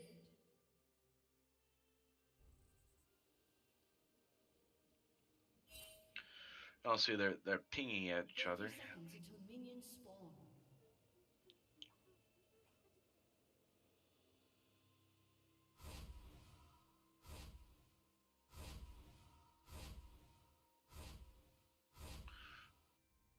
We can also see that they're pinging, hey, Orin can see us, dude, because aren't you glad I'm your caster today? I'm filled with so much energy. Minions Sorry. have spawned. All good corgis go to heaven. Get it? Like, all good dogs. That was a really good Disney movie. Back to the game. We can see they're just spamming at this point. They're just trolling to wait for the game to start. Fun fact, Rumble's machine is actually named after Tristana. It's called Trist, because he has a crush on her. Some in-game lore. We can see that Ramus is actually tanking quite a bit. He's probably gonna... No, he's not gonna. Just find out. Okay. We can also see the poke coming back and forth from mid lane. Jace is just allowing the fact for Corki to actually just do some minor damage on him. He's just going to trade back and forth with his Q. We can also see Tristana's getting the wave suspended right in between River and Tribush. See the poke coming out from Karma. The one problem I have with that Karma skin is that it makes it seem like that there's actually like it's smaller than it actually is. Now, if we look at mid lane, they're just trading back and forth, and they're both getting each other insanely low. Same for top lane. They're just kind of trading back and forth.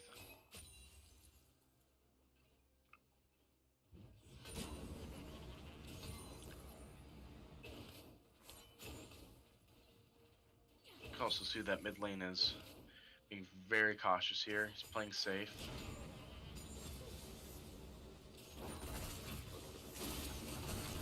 Bot lane runs away.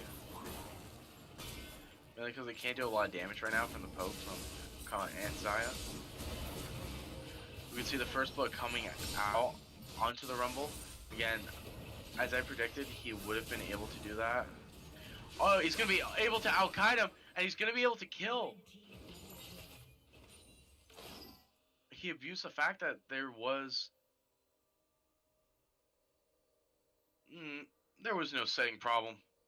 He was lost because you got the minion aggro on you.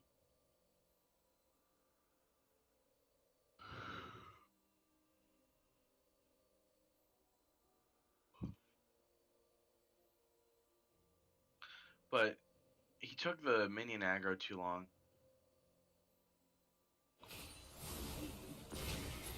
So that's gonna be a double for Rumble in the jungle.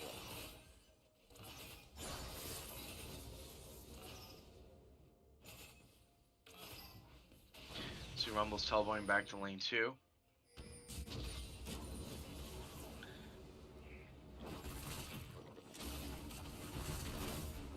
See the knockup coming out. You can see the instant trades here. But Rumble still outdoes damage onto Ornn.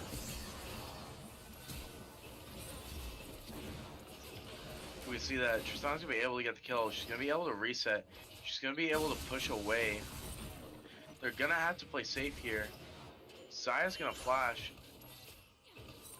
And she's gonna get the double. Just wasn't enough to kill her.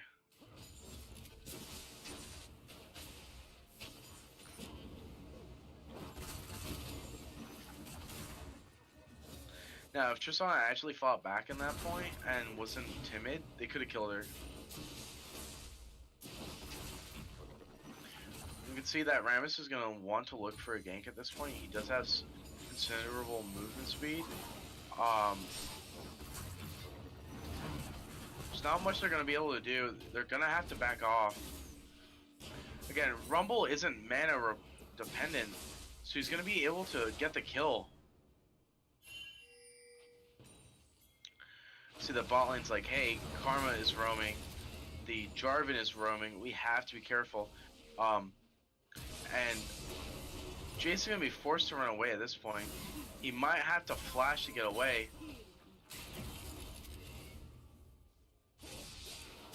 And he's going to fall down to the Jarvan's Q.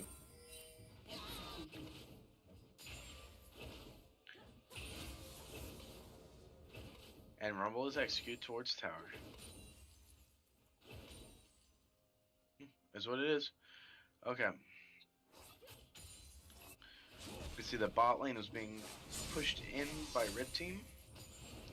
And that the gold lead is actually for the blue side by 200.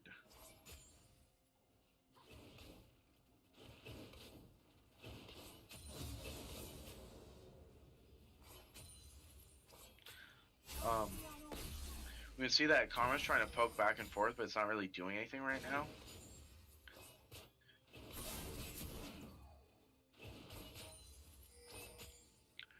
See the constant feedback from mid lane. Not really doing much because it's kind of a farming lane at this point.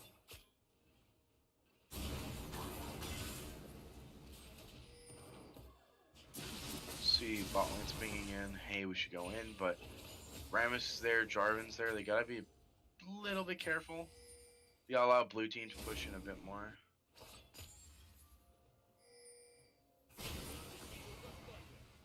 Jarvan's hiding there, Rammus is hiding there. This isn't a great position for them to fight because substantial burst damage that they have. They're gonna go in. Tristana's gonna try and solo them out. But is it gonna work? Not. It will. The Tristana's gonna be able to outdo the damage here. She's gonna get the reset. She's gonna W onto him. And it won't be enough. And Jace will get the shutdown onto the Jarvan.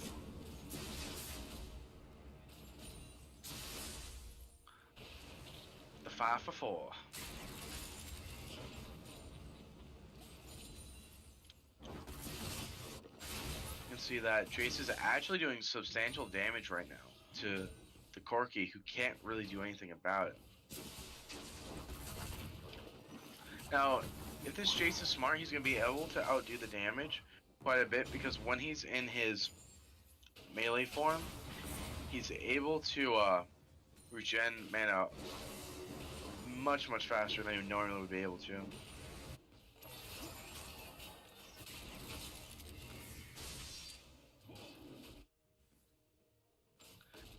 We can see that Rumble's just going in for the wards at this point.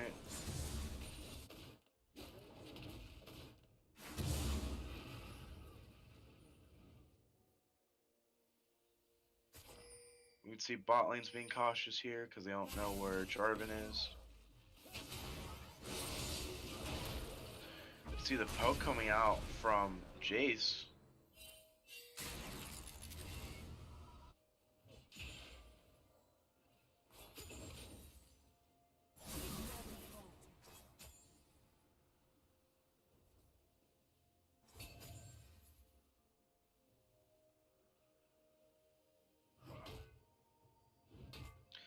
See Jarvan's up there de-warding. Not de- I'm sorry. Warren is.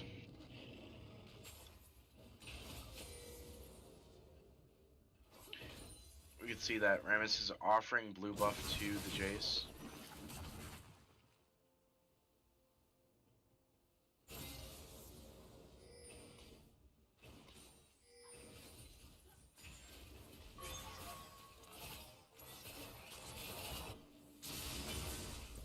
Because the Corki does have the package and Jarvan does have 6, they're gonna look to gank bot lane.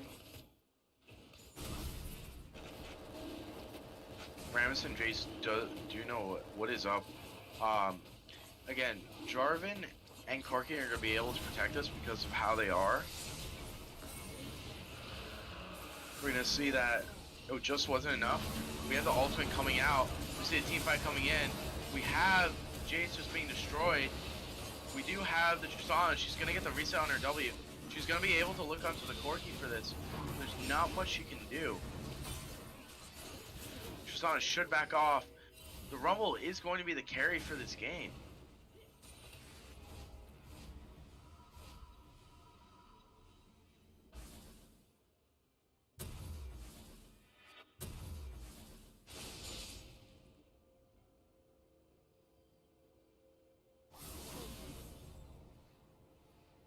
See that they're going to be able to get the first tower of the game here.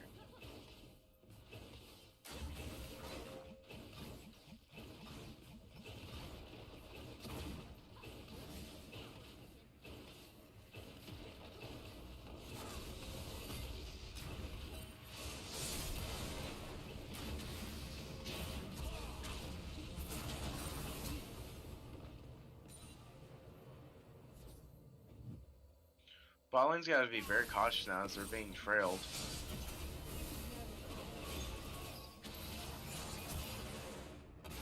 Leona's going to fall down, and Tristana's going to be forced to back at this point.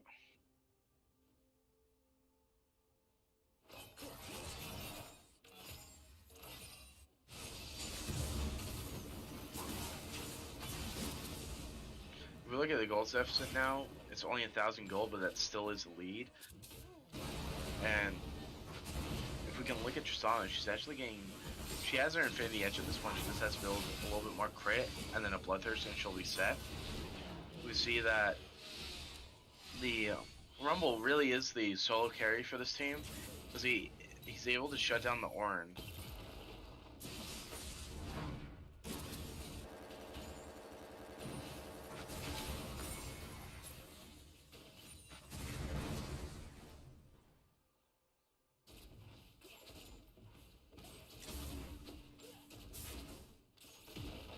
You can see they're going to be able to push down top lane.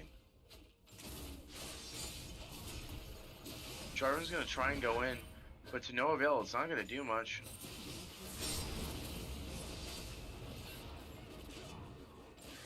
And the Rumble's just going to shred the Jarvan, but he's going to share the wealth here and give the kill to the Jace.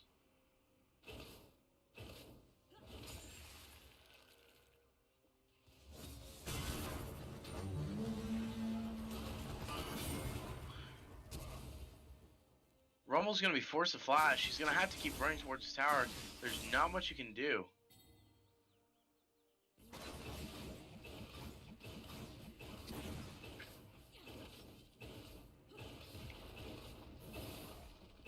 We can see that Tristana and Leona are pushing down mid.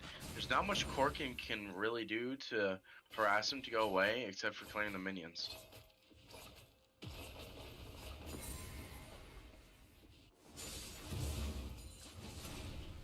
See, the Jarvan's going to be clearing Raptors.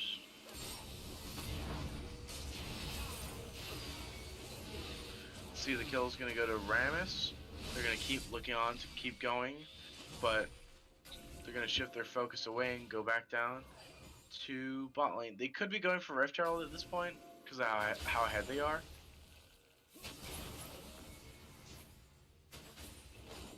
Corgi does absorb the Q, but he is fine.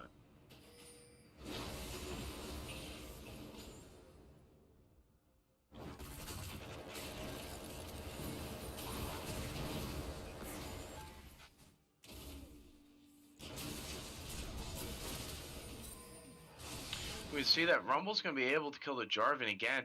Rumble does a tremendous amount of damage considering how far ahead he is with his itemization. If we can take a look, we can see it has a Hunting Geese, which actually does... I'm sorry, it's Leandri's Torment now. It does Magic Pen and it burns, so it does quite a bit of damage. See, the Rumble was forced to use his stopwatch. We can see the ults coming out, we see the team fights. See that Leon's going to be forced to back off. Jace is going to have the damage to keep going.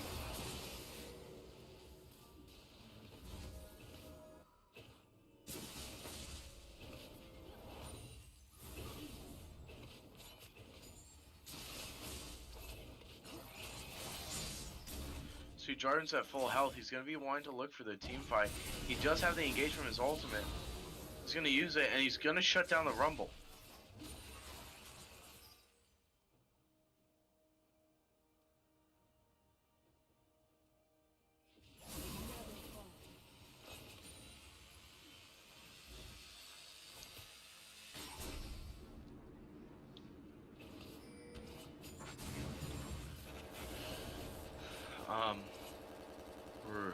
Okay. Now, it would be pretty wise for the red team to go run over towards the... Actually, no, it wouldn't, because then Corky could cut him off with his package. So they're going to have to be a little bit careful if they want to go or even attempt Rift Herald.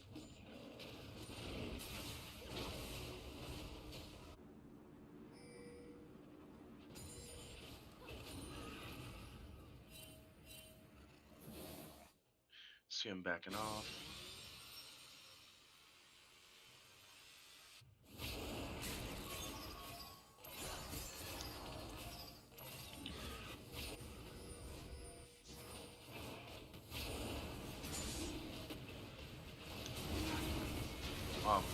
You see they're going to fight over the dragon at this point.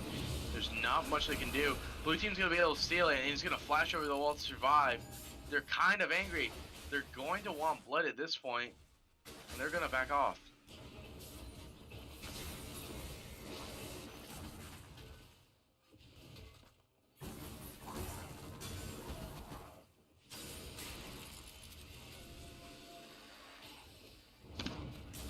Now they're going to be shifting their attention towards Rift Herald because they know they just lost the main objective.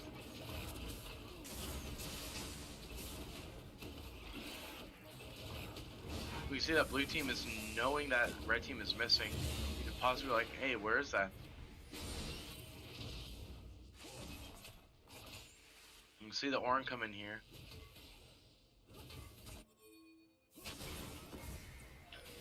Jace does have the initiating powers here. He could go in. Leona's gonna go in. We see the ult coming out from Rumble. We have the. We see that they're going in. They're gonna be shredding. The Demacian Knight coming out. There's not much they can do. Corgi's gonna be able to take him out. We don't have Rumble in the back line. We have Tristana taking everybody down. They're gonna be able to re-engage. They're going to have to back off.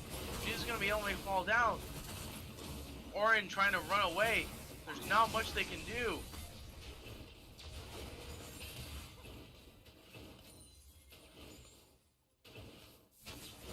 Key member who has Rift Herald isn't going to be able to summon it.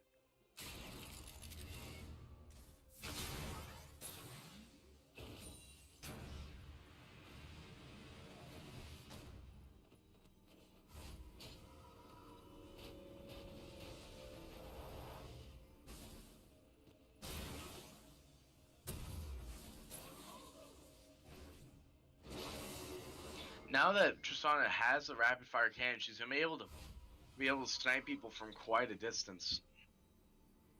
Baron's going to be up in about 1:58, so they're going to have to keep their eye on that. If we look at the gold deficit here, red team does have quite the lead at 4,000 gold. Just about.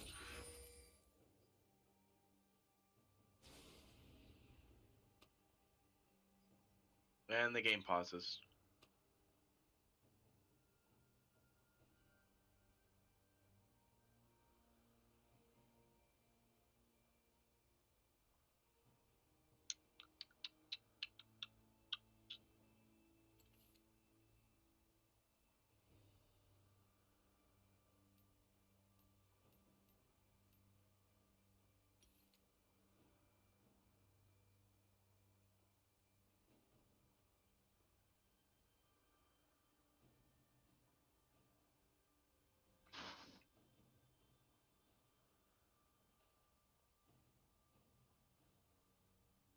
We can see the pause coming here.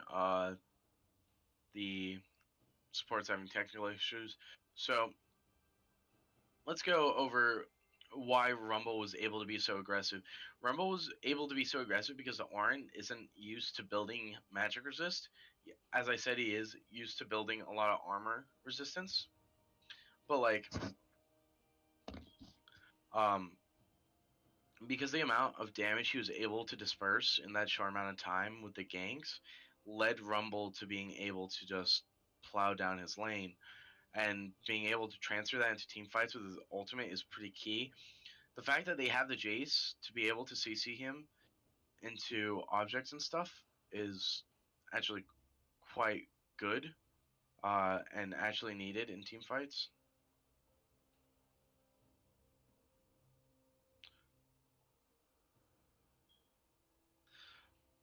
See, the game is still paused.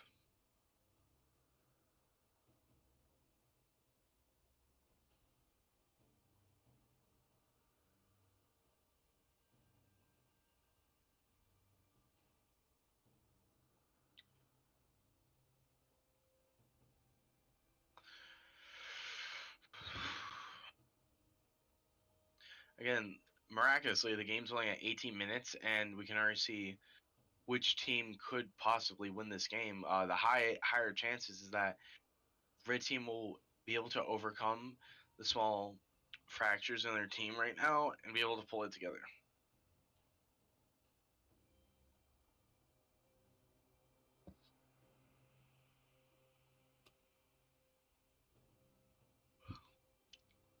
Won't be too long. Okay.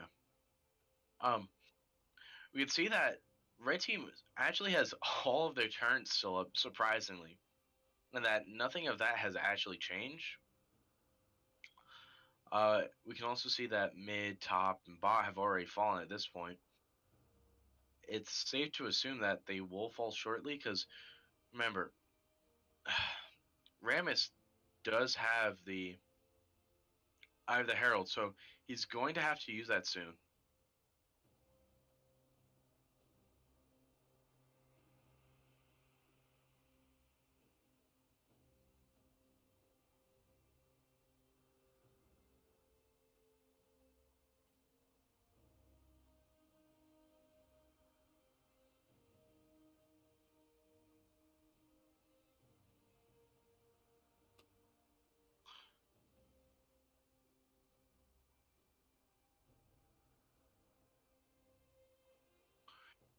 And the reason why Corky mid is actually really good is because of his auto attacks are enhanced. Because, again, he does a mix of magic and normal damage, and so it's hard to build against him.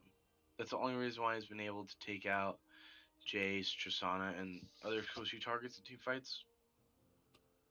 Um,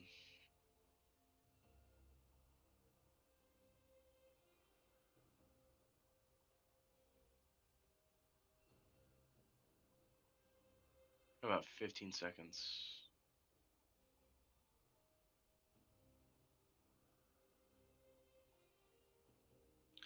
Any moment now.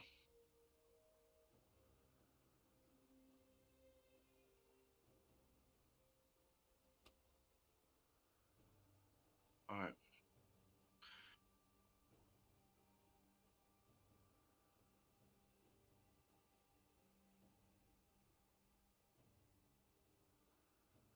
Should have unpaused by now. No. No. Okay, there we go.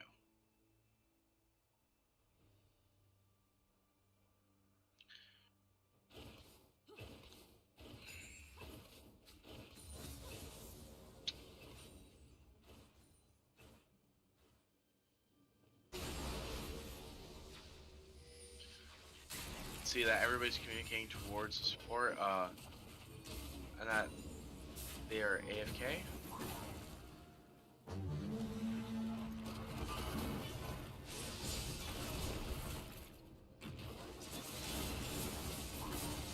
See, Rumble's getting chunked down here. He's all by himself.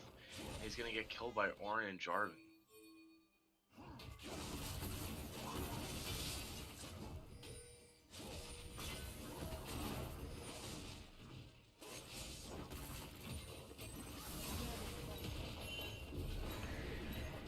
We see Rammus is gonna be forced to summon the Red Herald at this point, and top lane is going to fall.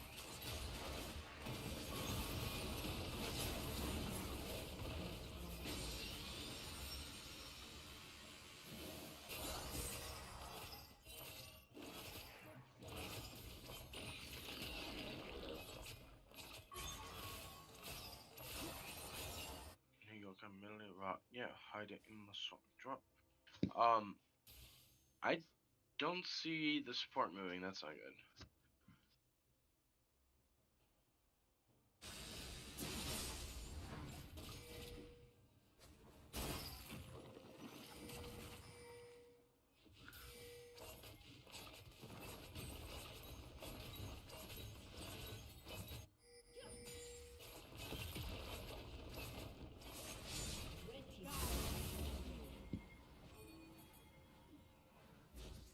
Uh-oh.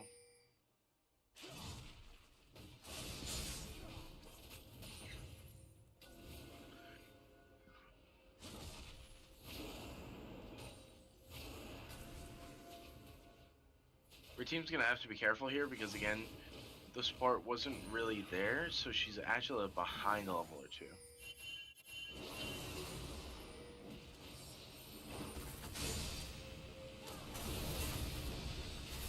Here comes a team fight. They're gonna move on to him. Rammus is gonna ult. See the Orin all coming out here. See the Corki coming in. We see everybody going in at this point. We see the Rumble ult. They're gonna fall. Rumble's gonna have to move onto the Xayah. Xayah's gonna get the double. In a turn of events, they're gonna be able to go onto him. Tristana's gonna be forced to run away at this point because she can't fight.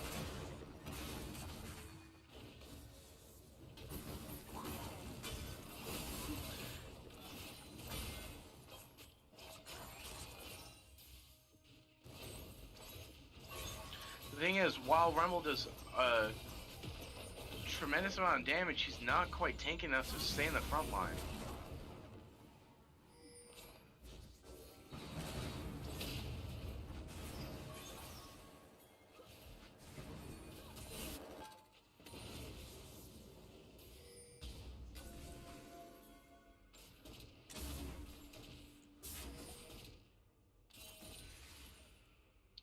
You can see that everybody's back in at this point. The odds are pretty even right now, and they're looking to start onto Baron.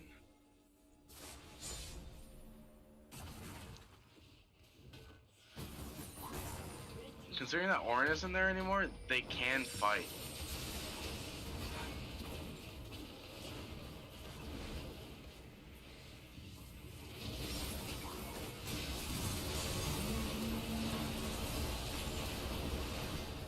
See the all coming out.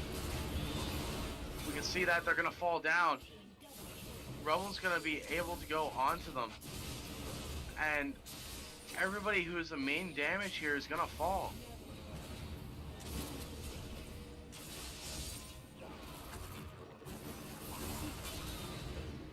The Rumble's gonna fall, and all that's left is Jace and Leona.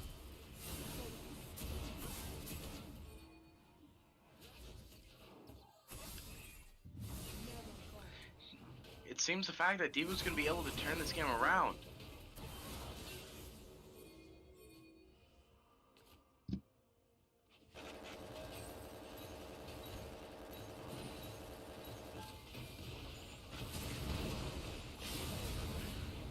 We see the Rammus coming out here at 1,000 miles per hour. There's nothing they can do. They're just going to get away.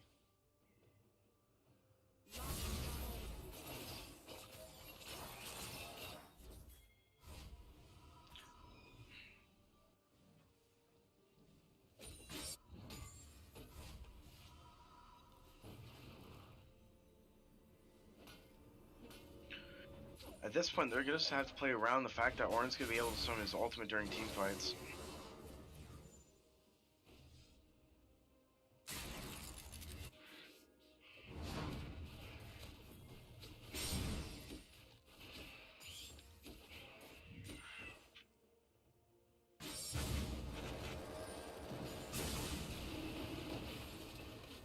You can see the ult coming out.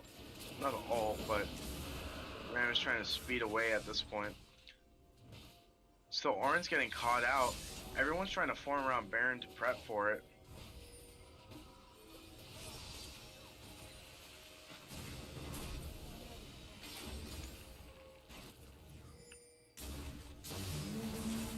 Both teams are currently here. They see the Orin coming out with the ultimate. They're going to go in for the engage. You're going to see the ultimate come out. We do have the ult from Rumble. Rumble's going to be able to kill him. Tristana's going to be able to get the reset. They're going to have to keep them off of each other. That's going to be it. They're all going to fall. It won't be enough.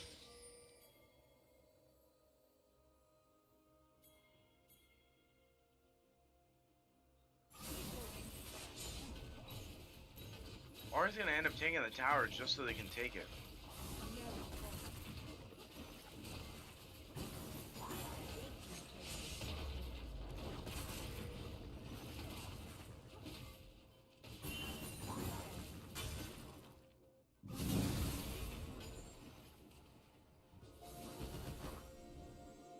Our team almost lost their inhibitor, but they're going to be able to fight back.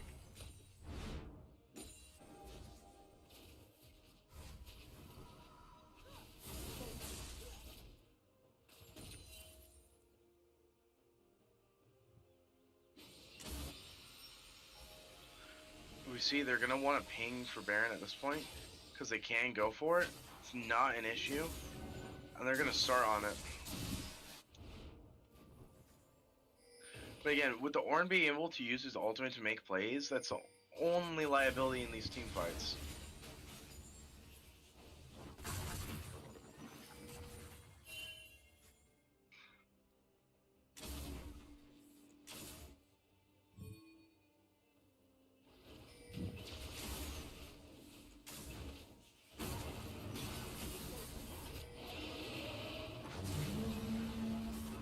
So all coming out from Ornn, he's going to want to redirect.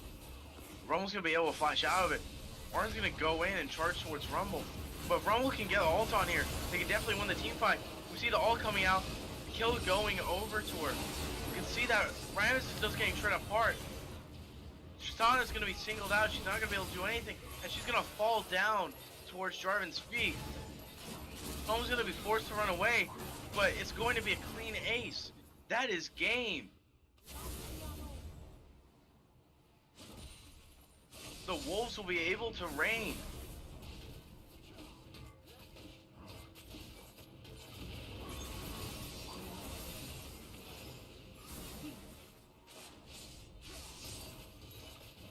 A game that nearly seemed impossible, but was.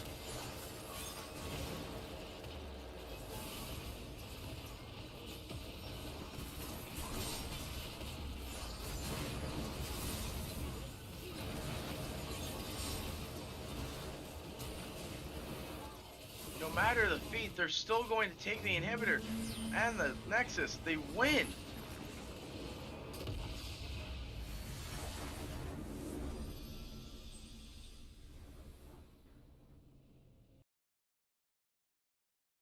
That will be game 3.